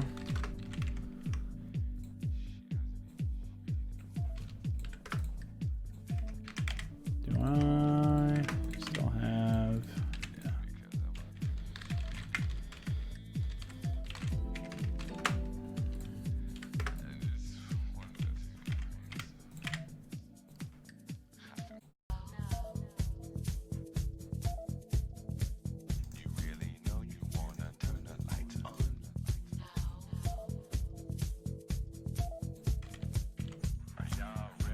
Yeah. I fixed the channel message in Mapcrap channel, so people know what's up.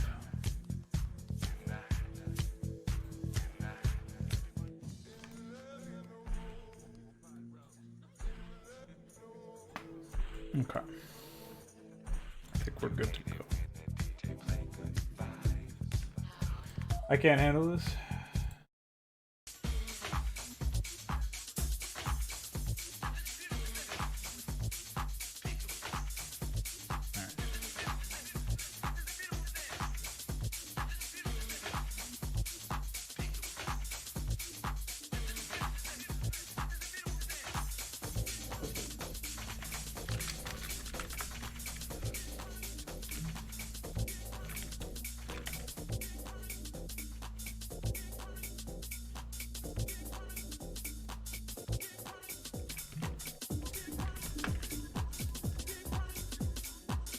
See if the debug log noticed anything silly.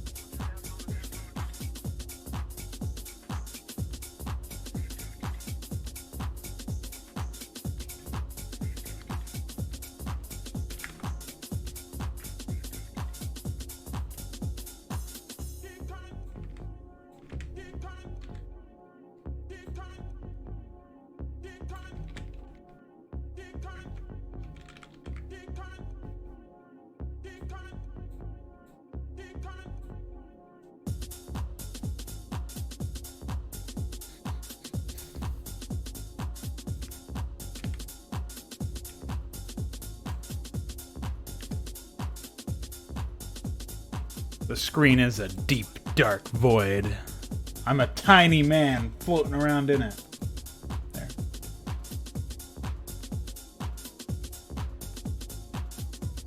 It was just you guys and me. I thought that was fine. What more do we need?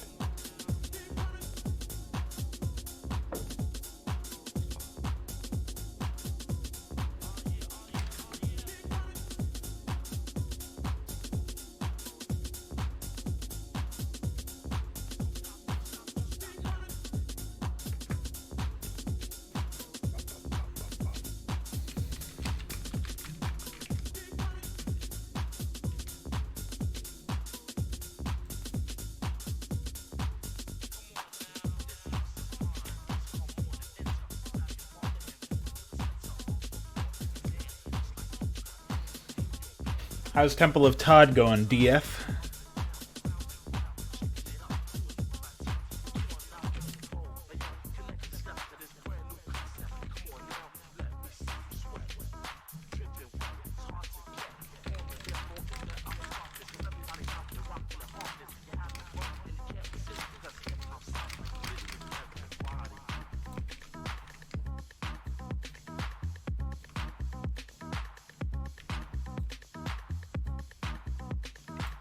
Yeah, this part isn't bad. I don't mind this.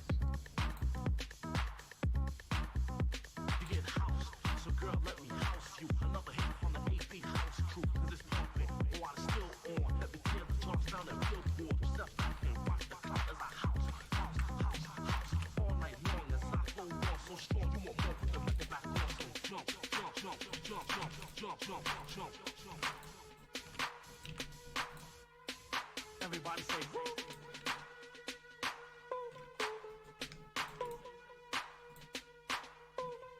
Everybody say That's catchy. I like that.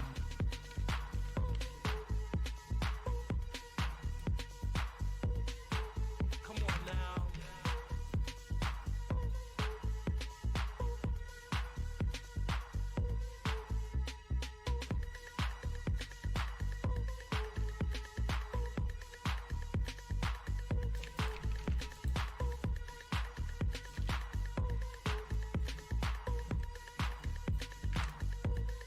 Don't stop, don't stop, don't stop now. That's cool.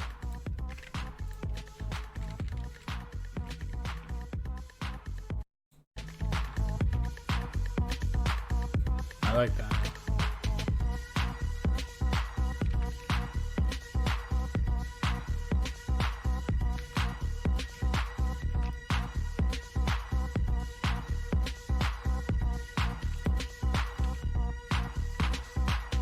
Like, yo, connect your steps to this brand new concept. Come on now, let me see you sweat.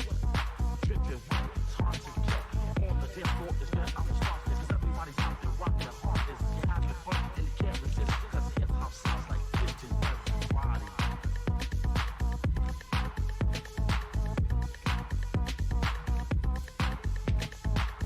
This guy did a good job with this.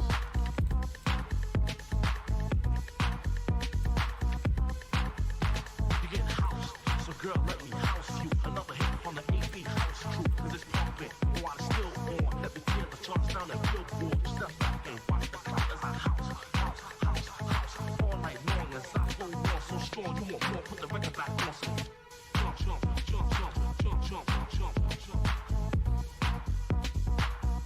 That was really cool. That was a good song. Ooh. Ooh, ooh.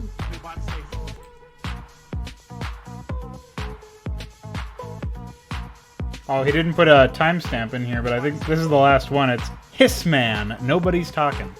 That's some good shit. I gotta look that up. This guy actually changes songs a lot, or at least the openings of his tracks.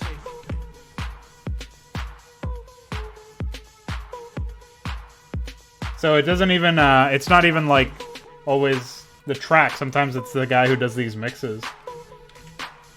I'll link that in the Artisan. I like that one. Been too busy with like Inktober to work much on anything else lately. Really slow artists, it take forever to just oh, okay. T-minus 15 seconds. Guidance is internal. 12, 11. That's cool though. I mean, 9. Ignition sequence starts. I think it's neat when you have situations like Inktober though. Like, I don't know, something about it is pretty neat to me. Where you're sort of like mandating that the art of creating, or the act of creating some art, is like more important to you than whatever else might be on your mind. I could see the value in that anyway.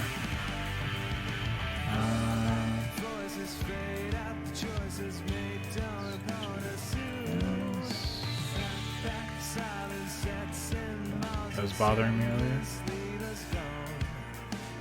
Oh, probably not that.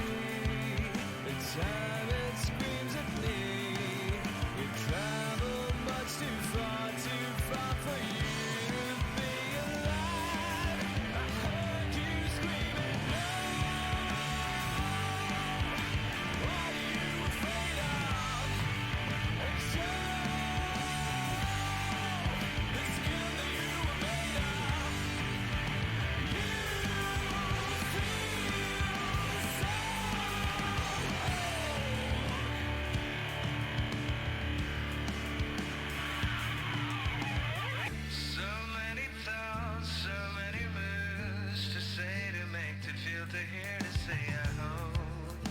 I hope I haven't left behind the chance today. As far as I can see, the time it screams at me. You travel much too far for you to be. Right, well, it gives you an objective, right? You go in, you know what you're doing. At the end of the day, you're gonna have a piece of art. Might not be your best work, probably won't be your best work, but it's Artcraft. It's like Mapcraft but art. You know? Lets you tap into that stuff, which I think is important.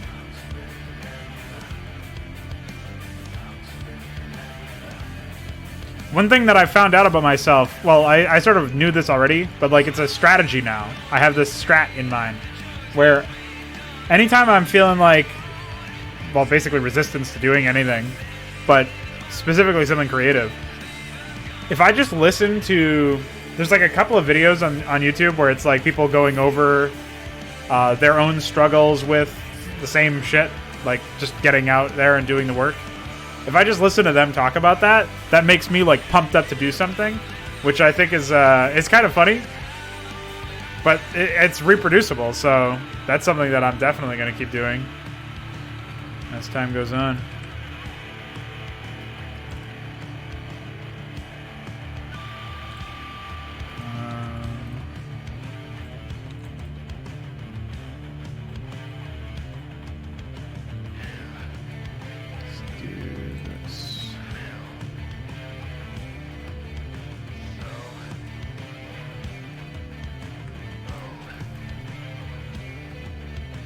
Right, because after that you can...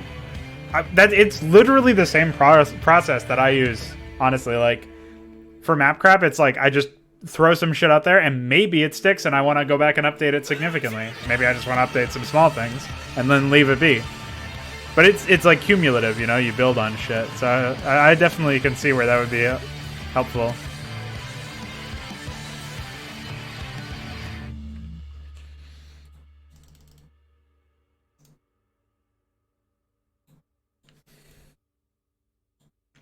What else do we got here?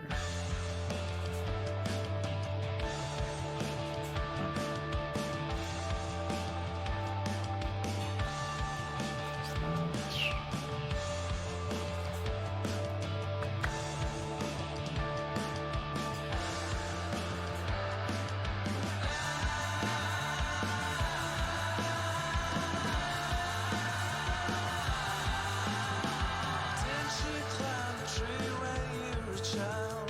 Falling off the branches many times. You just stood there all night, wondering what is higher. Maybe there's a father in the night that shines so bright beyond. One day you would jump across the pond.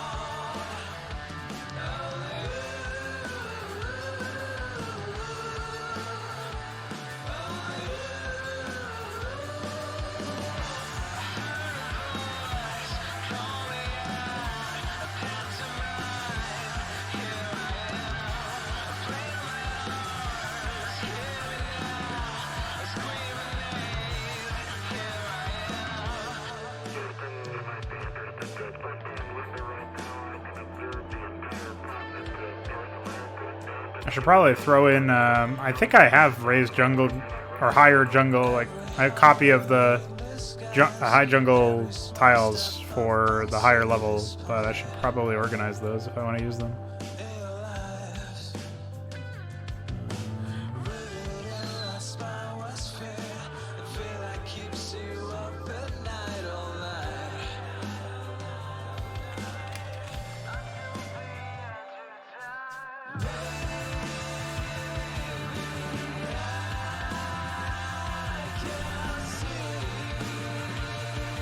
Oh, excuse me.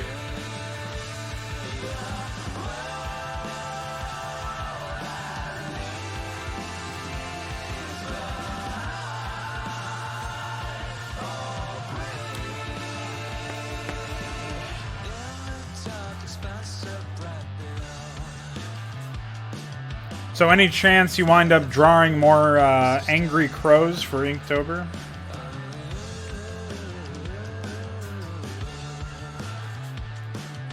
Never a shortage of those.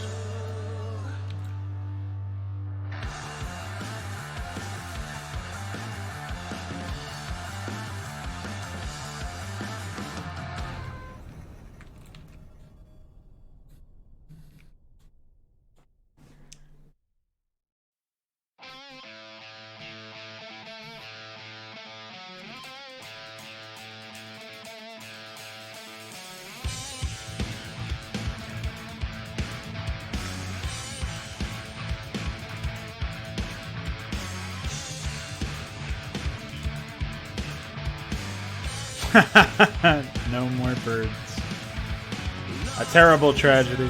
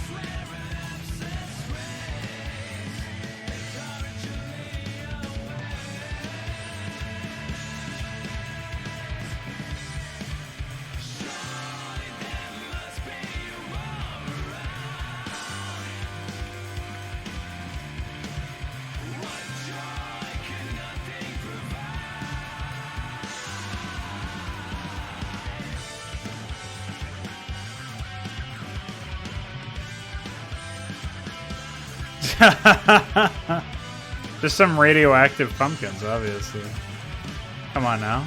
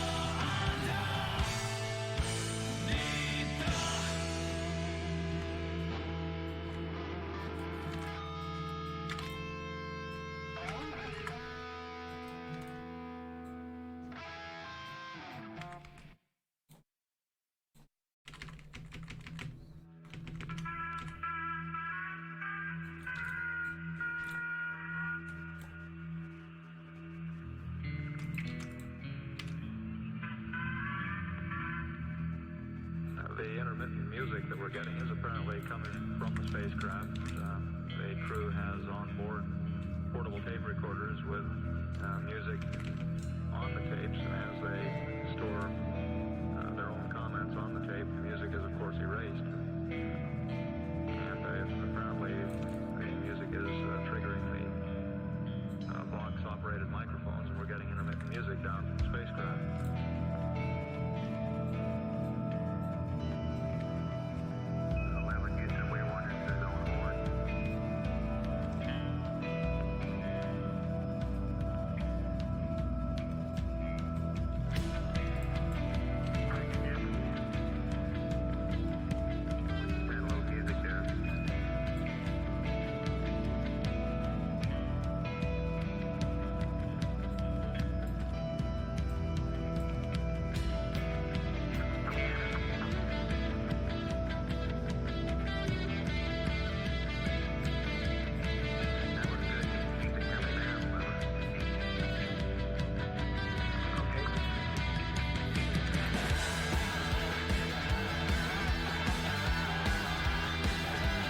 I'm probably going to make green versions of all the yellow bush doodads, just so that we have a bit more color scheming.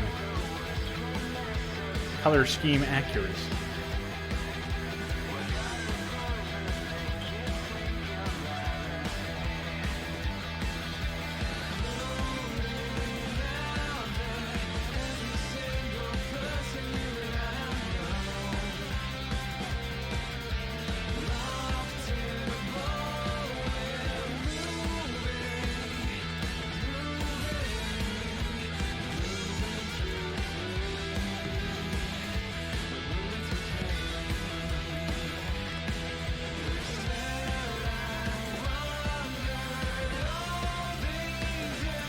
That's a bigger map than Eye of the Storm is, for sure.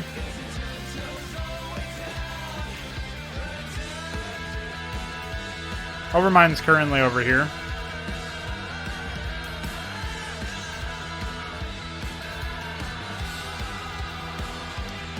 I'll be moving this temple area off to the left a little bit, and then having Cag, who is going to be the Overmind's ally. Yeah, they'll be able to return resources to him. But Cag will be starting adjacent to him, but not as close as he currently is. Aldaris is going to come into the map over there. Probably a little bit further to the right, but not by much. And then there's some Renegade Zerg that, if left alive long enough, will eventually become allied with the Overmind. As the Overmind, like, takes control of them, basically, over time. And they are initially hostile to everybody, but they also are not very... they attack relentlessly, but in a disorganized manner, if that makes any sense. So. And then I think that's everybody. Obviously, the human players are here, but...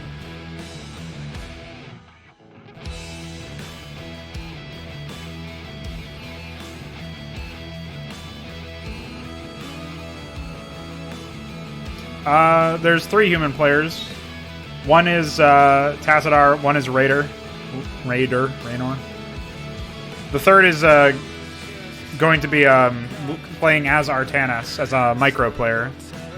But that's only if we can get all of the relic ideas that we have implemented properly. They're going to be different than the final version. But the idea is to try to actually make a micro map that isn't boring as fuck. Or that's an idea. 3. Yeah, this is a special map. Just like a tech demo, proof of concept kind of deal.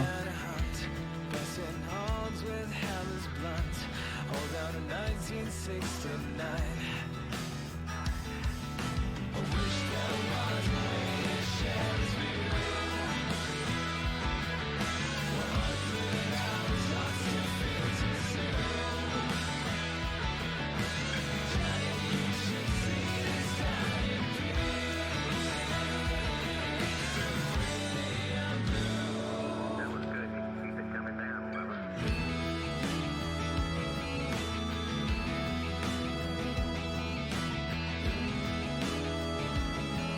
Yeah, he's not very imposing, that's for sure. He's pretty much just a slog that you've got to sit through. Most dangerous attacks are like guardians and stuff. But it's nothing too scary at the end of the day. Hey, what's up, Patrick? How are you? 30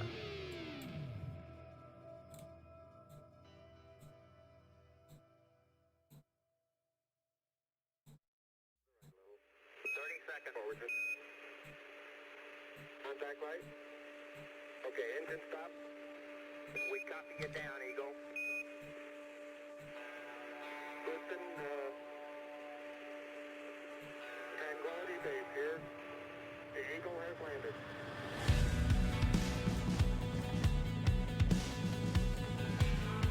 This is Apollo Control Houston at 105 hours down to the flight to Apollo 11. Yeah, our current plan is to have crew members aboard the Eagle to eat and relax for a little while prior to starting EVA prep, so we won't know with certainty.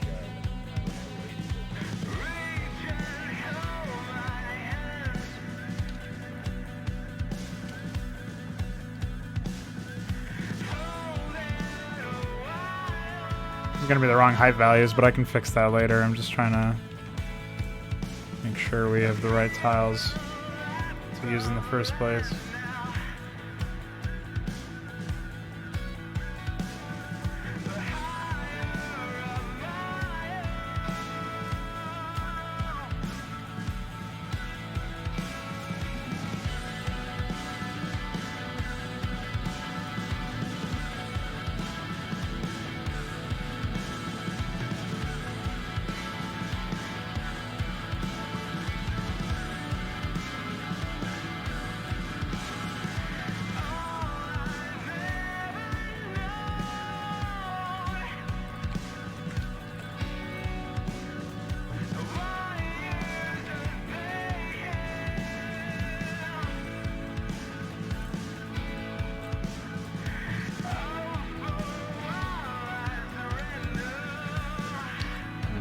Hard to tell. I would have to change the Tarask in terms of what its actual gameplay purpose is. And I don't know if I have sufficient time to implement that. But it's definitely an idea. Tortured roar, exactly.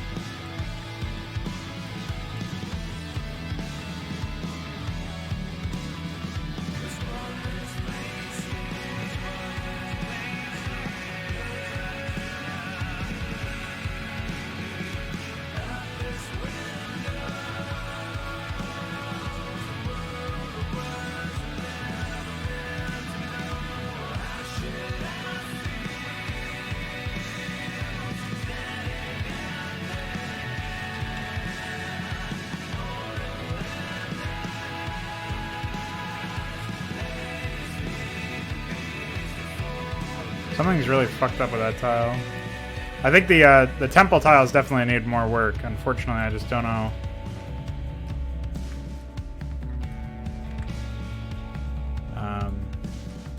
When I'll get around to fixing that.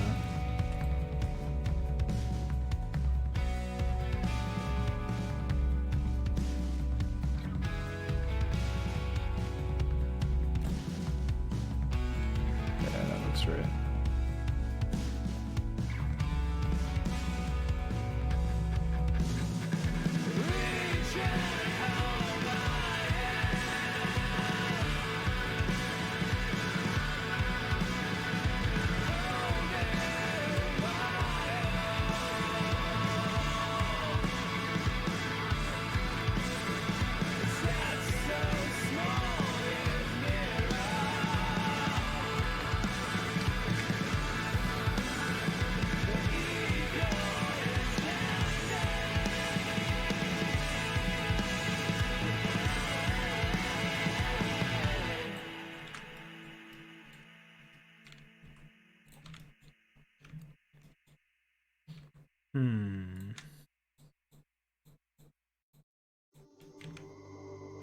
And we're getting a picture on the TV. You got a good picture, huh? There's a great deal of contrast in it, and currently it's upside down on our monitor, but we can make out a fair amount of detail.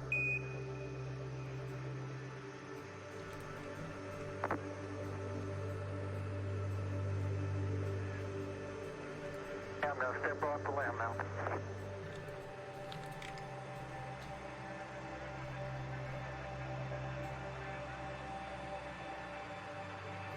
That's one.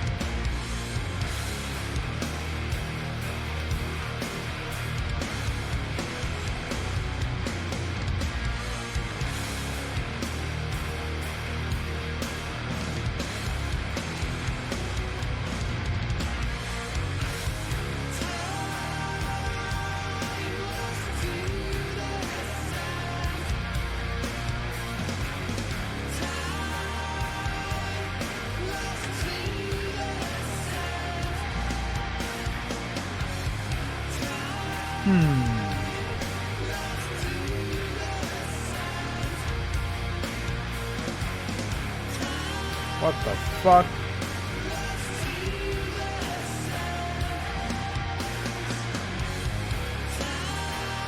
Okay.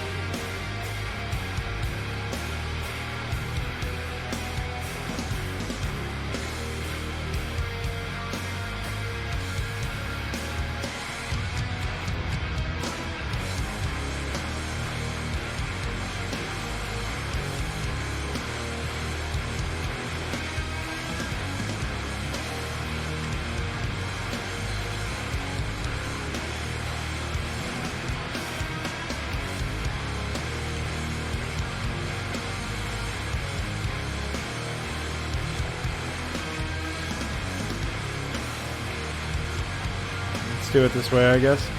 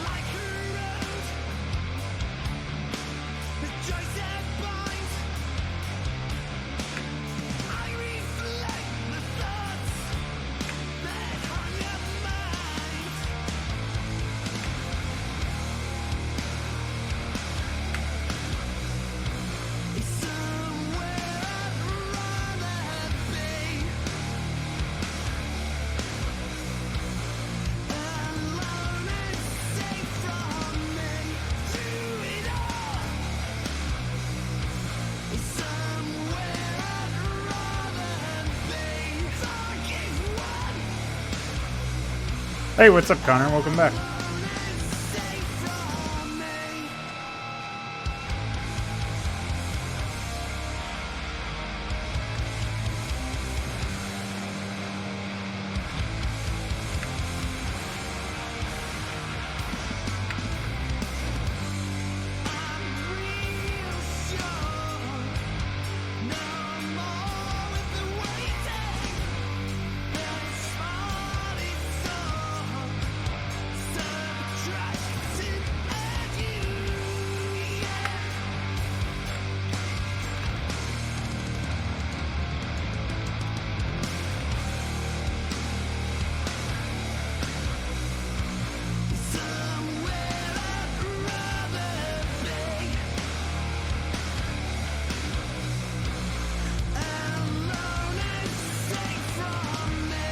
I tested Terran 2, found a crash, sent it to iQuare. Hopefully that'll help resolve it.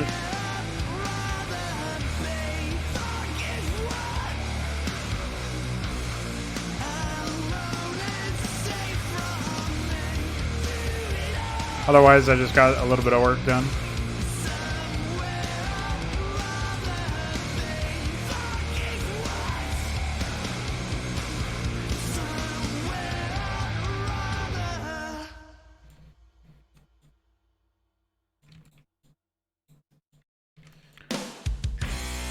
And I'm about to add something new to the tile set.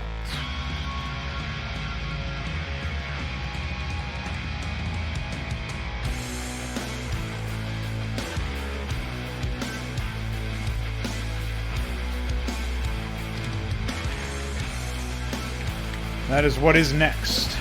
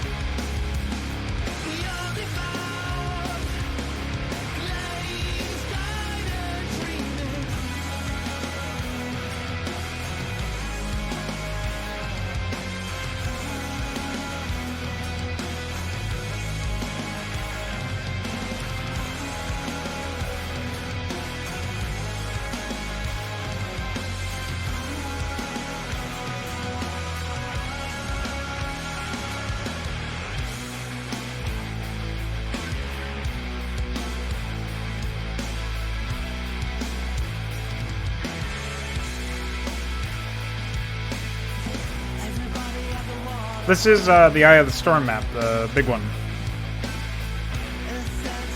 Proof of concept one.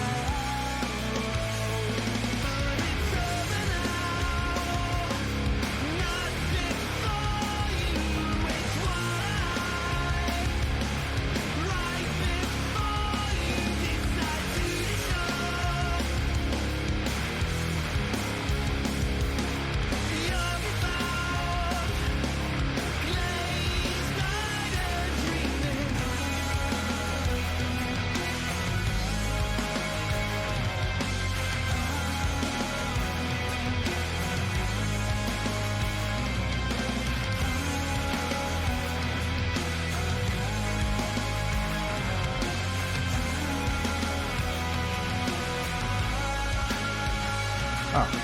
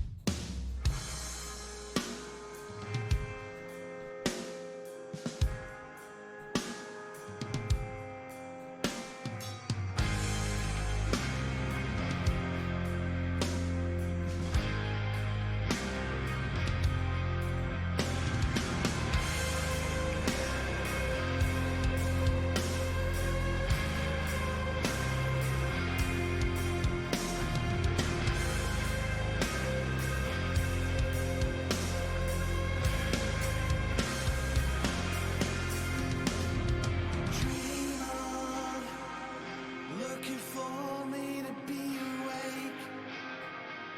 Never know any displays. Invoke the frenzy. Factions overrun.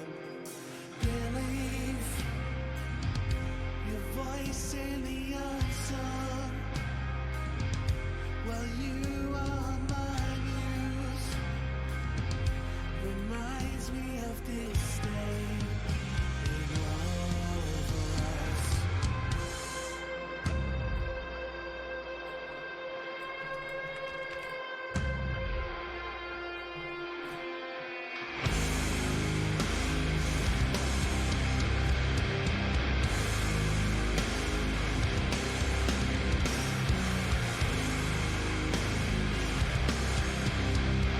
Oh, I didn't actually import this stuff. I thought I had. Maybe I imported it somewhere else?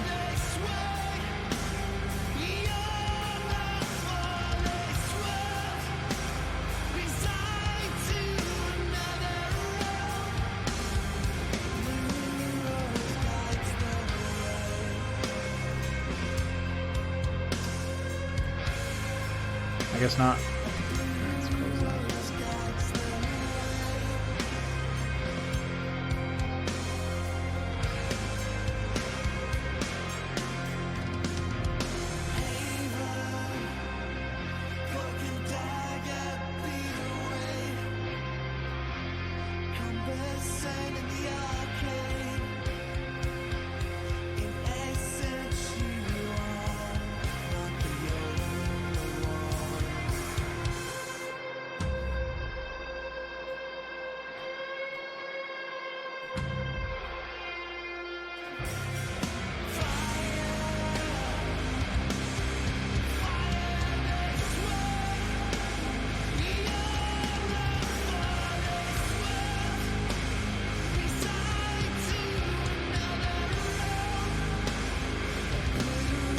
I've done this so many times, the process is basically automatic.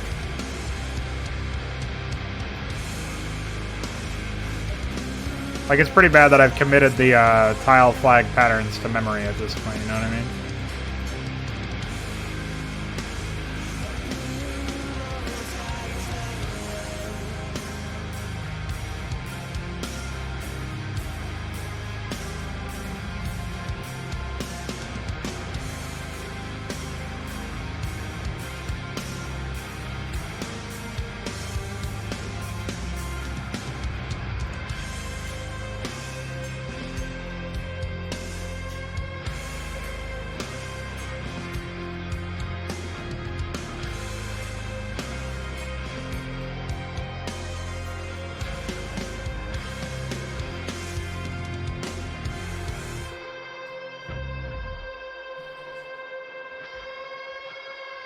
Yeah, pretty much.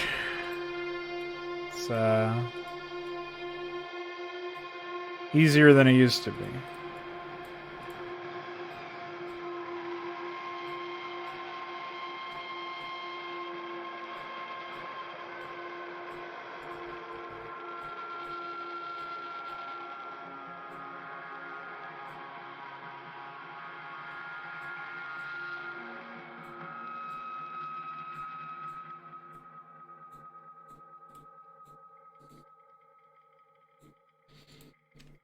I don't think I have to do that for every single one. Okay. We'll leave that for later.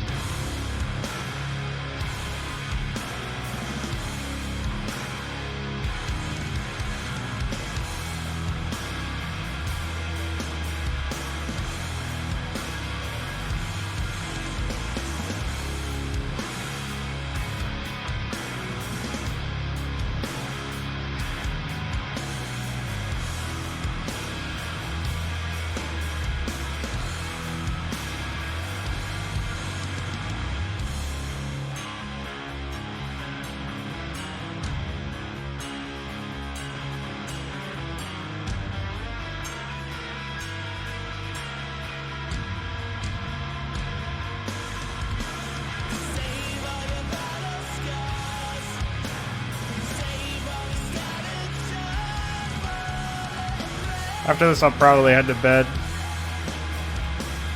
so I can be rested enough to do the Fraud Night stuff. I think it's kind of funny we're calling it Fraud Night when, for me, it's 12 noon. Like, not a big deal, I suppose. Oh, wow. I got really confused.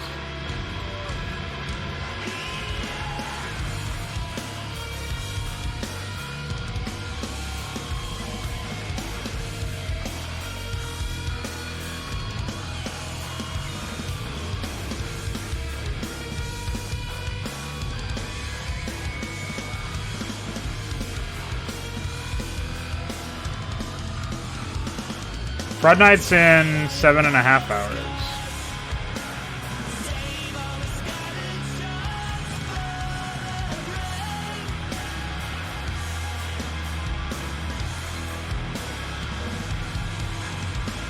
That's a good thing I saved before that, because that just fucking crashed like usual.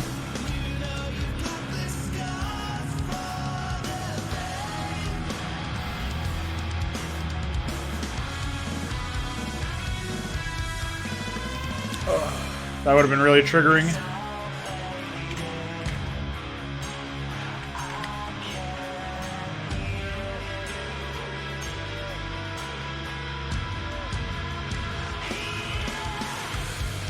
Yeah, I mean, I stayed up pretty late the other day, so kind of to be expected, I guess.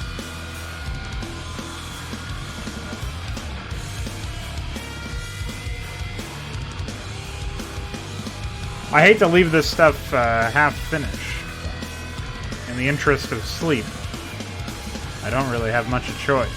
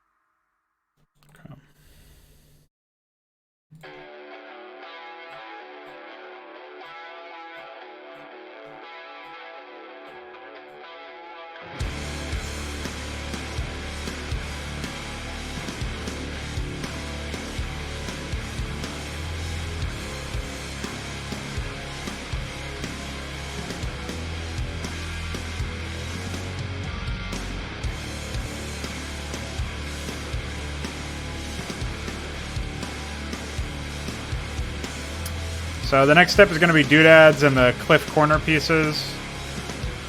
And then after that, I'm going to try to do the upper part as well, because I think that could be neat.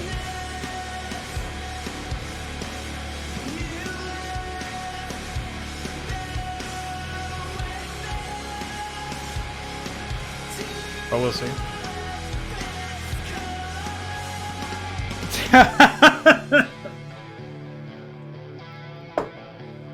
Well, Bioskull must be a unit in Temple of Todd now, I guess. What do you think? I think that's a good idea.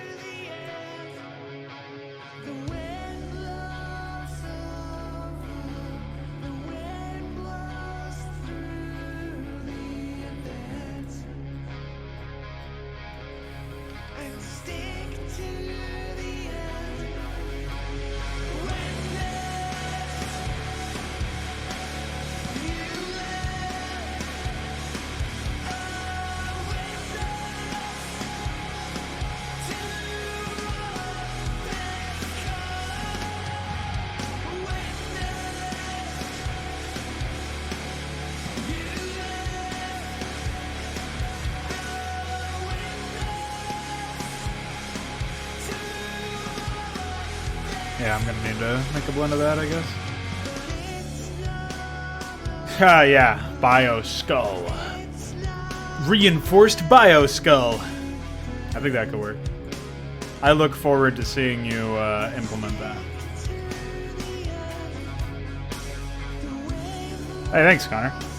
Yeah, really what we need right now is like these small little flecks of dirt. I gotta get take care of those, and then of course like corner transition pieces like this.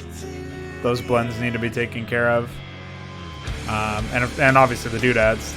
Doodads will be a good one to do in general. I like those. I like the freedom of being able to place those wherever, and it helps complete it. Like, I don't know if this might just be me, but when I go into an area and I see any custom tiles, which is very rare, if I see some custom tiles, but I see that only certain groups of custom tiles are here, like only the standard tiles here, but no doodads, it'll feel like, oh, did the developer not finish that? And it kind of sucked me out. Obviously, that's probably not something that most people think about, but I thought it might be worth mentioning.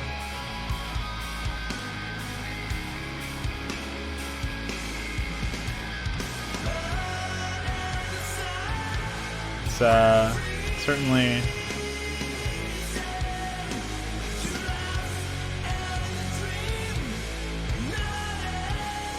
something that catches my eye anyway.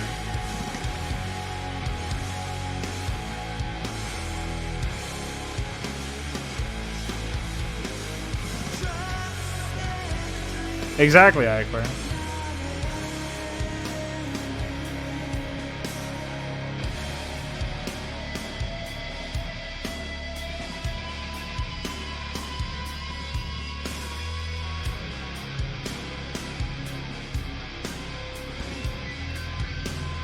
Oh, I didn't know that the upgrade.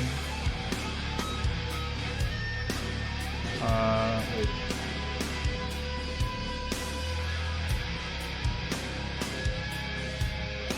Oh, I missed the game hooks thing. Hold on. Let me do that before I go to bed, Eichler.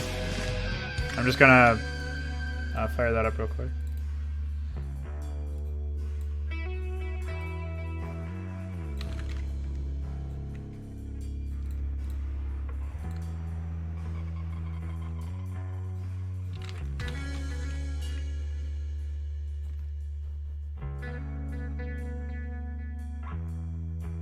Most taxing part is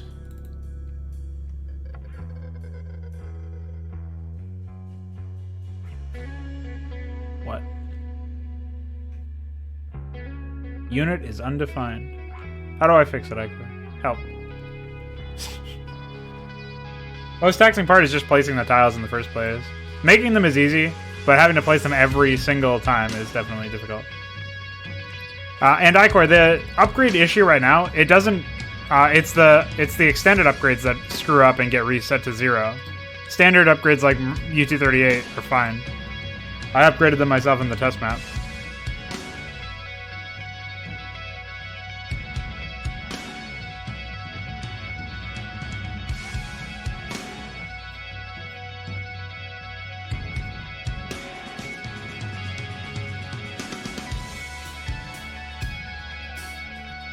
Like, I'll show you it if you're still hanging in the stream.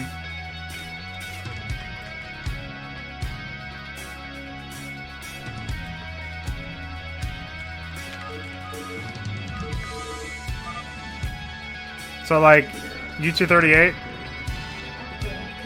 that's fine. You see it's not here, and Marines have the upgrade. I don't know if the... Oh, check that out. It even shows 4+1. Cool. So then we research a polyoid adhesive, and it shows back up in the command card, and firebats still do standard damage. Okay. Sounds good.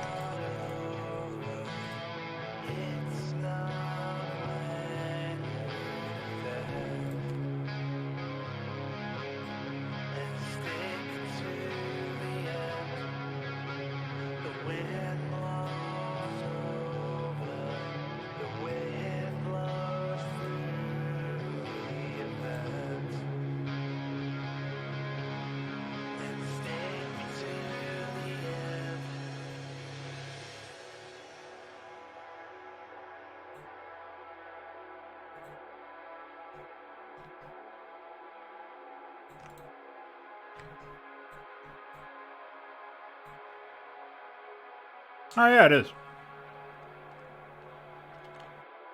That's weird that it only affects that. I'll test with leg enhancements. That's halfway through. See if there's something specific fucked up with it.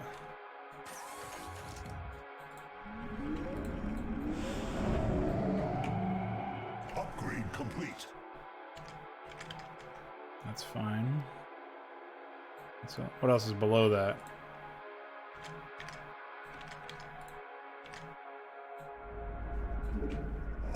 Upgrade complete. Argus Jewel gets fucked up. Let's try Kadar and Core. Upgrade complete. Kadar and Core is fine.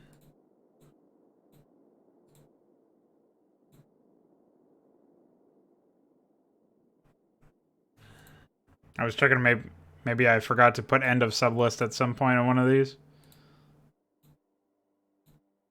But it doesn't look like it.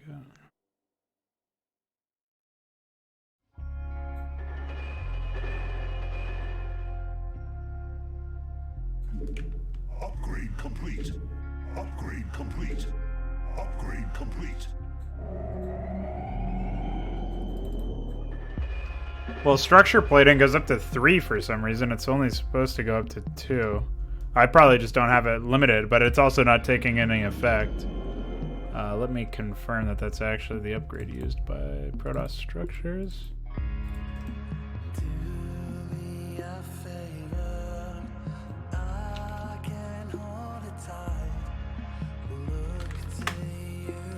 And an upgrade 46.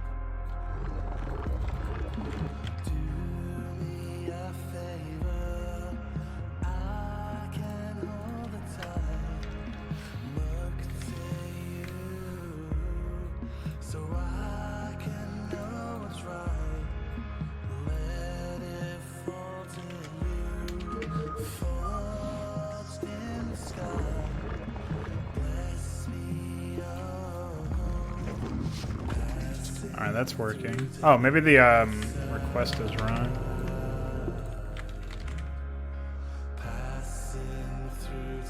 No, it is Protoss Structure Plating.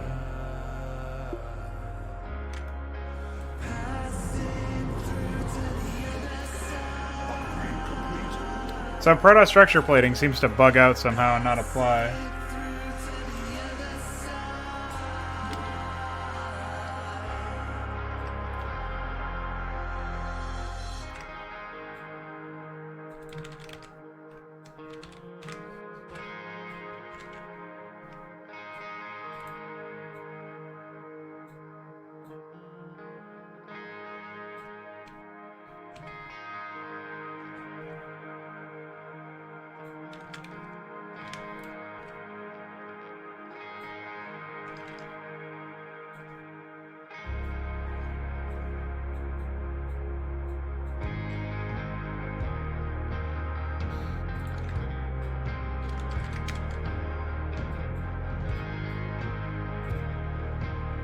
$46.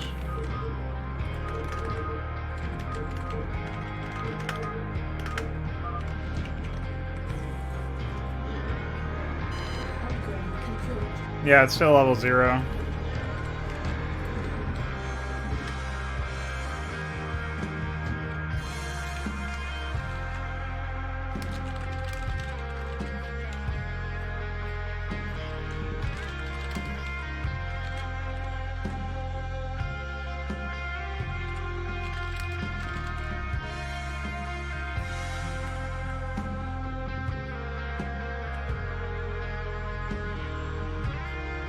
It's structure plating under new Protoss upgrades. ID 46, unused 46.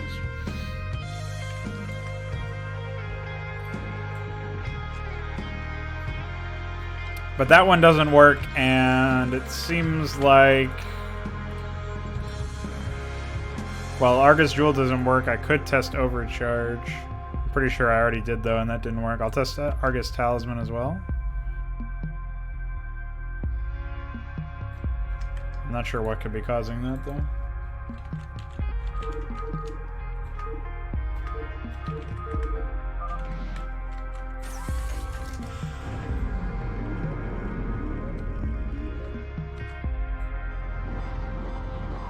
Oh, I removed that from the thing. I can't test that. What can I test? Test Caduceus reactor. Upgrade complete. Did someone page me? Yeah, Caduceus reactor doesn't work either.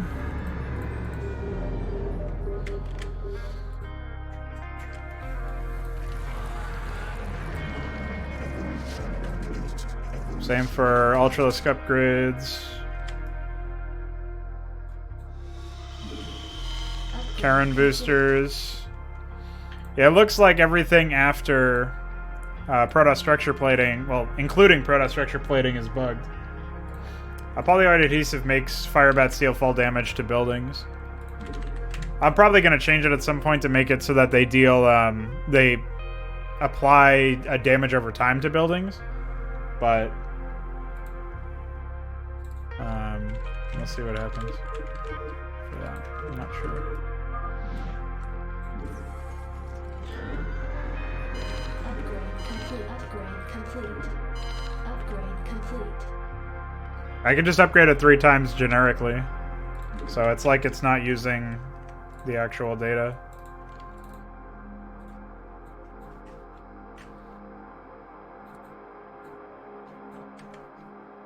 Yeah, I think damage over time also just makes more sense because the idea is that it like adheres to the target, and so that's what the adhesive does, is it makes the fire sort of last longer.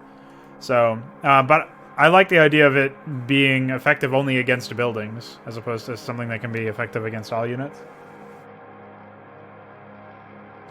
Oh, upgrade 46 is the first Brood War upgrade. Maybe something's going wrong with the way that we're loading the Brood War data then. It's the only thing I can think of.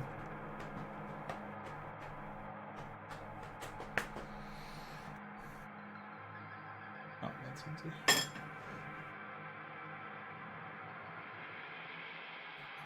I gotta head out for sleep pretty soon, but if I'll be up for like another 10 minutes or so, just DM me on Discord whatever you end up finding. And with that, I can say goodbye to everybody on the stream. So thank you guys for hanging with me.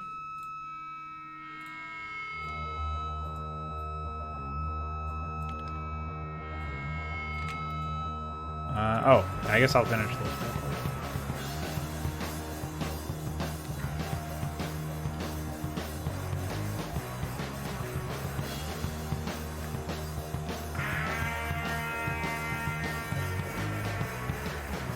Fill me up and turn me out.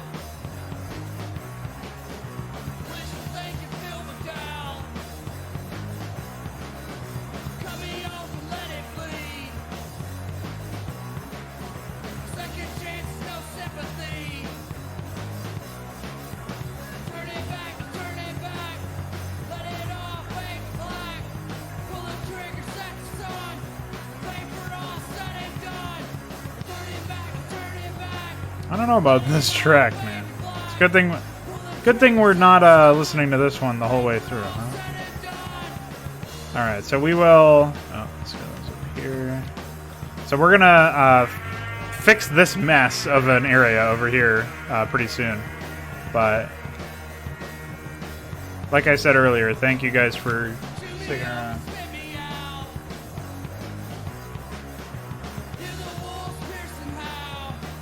What's up, Focus?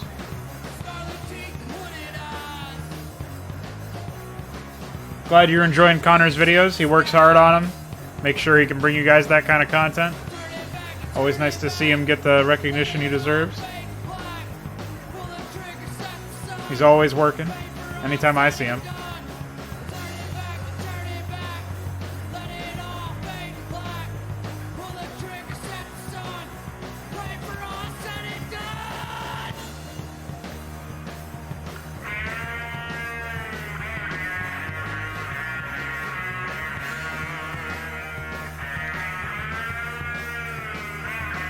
Thank you guys for hanging out with me today.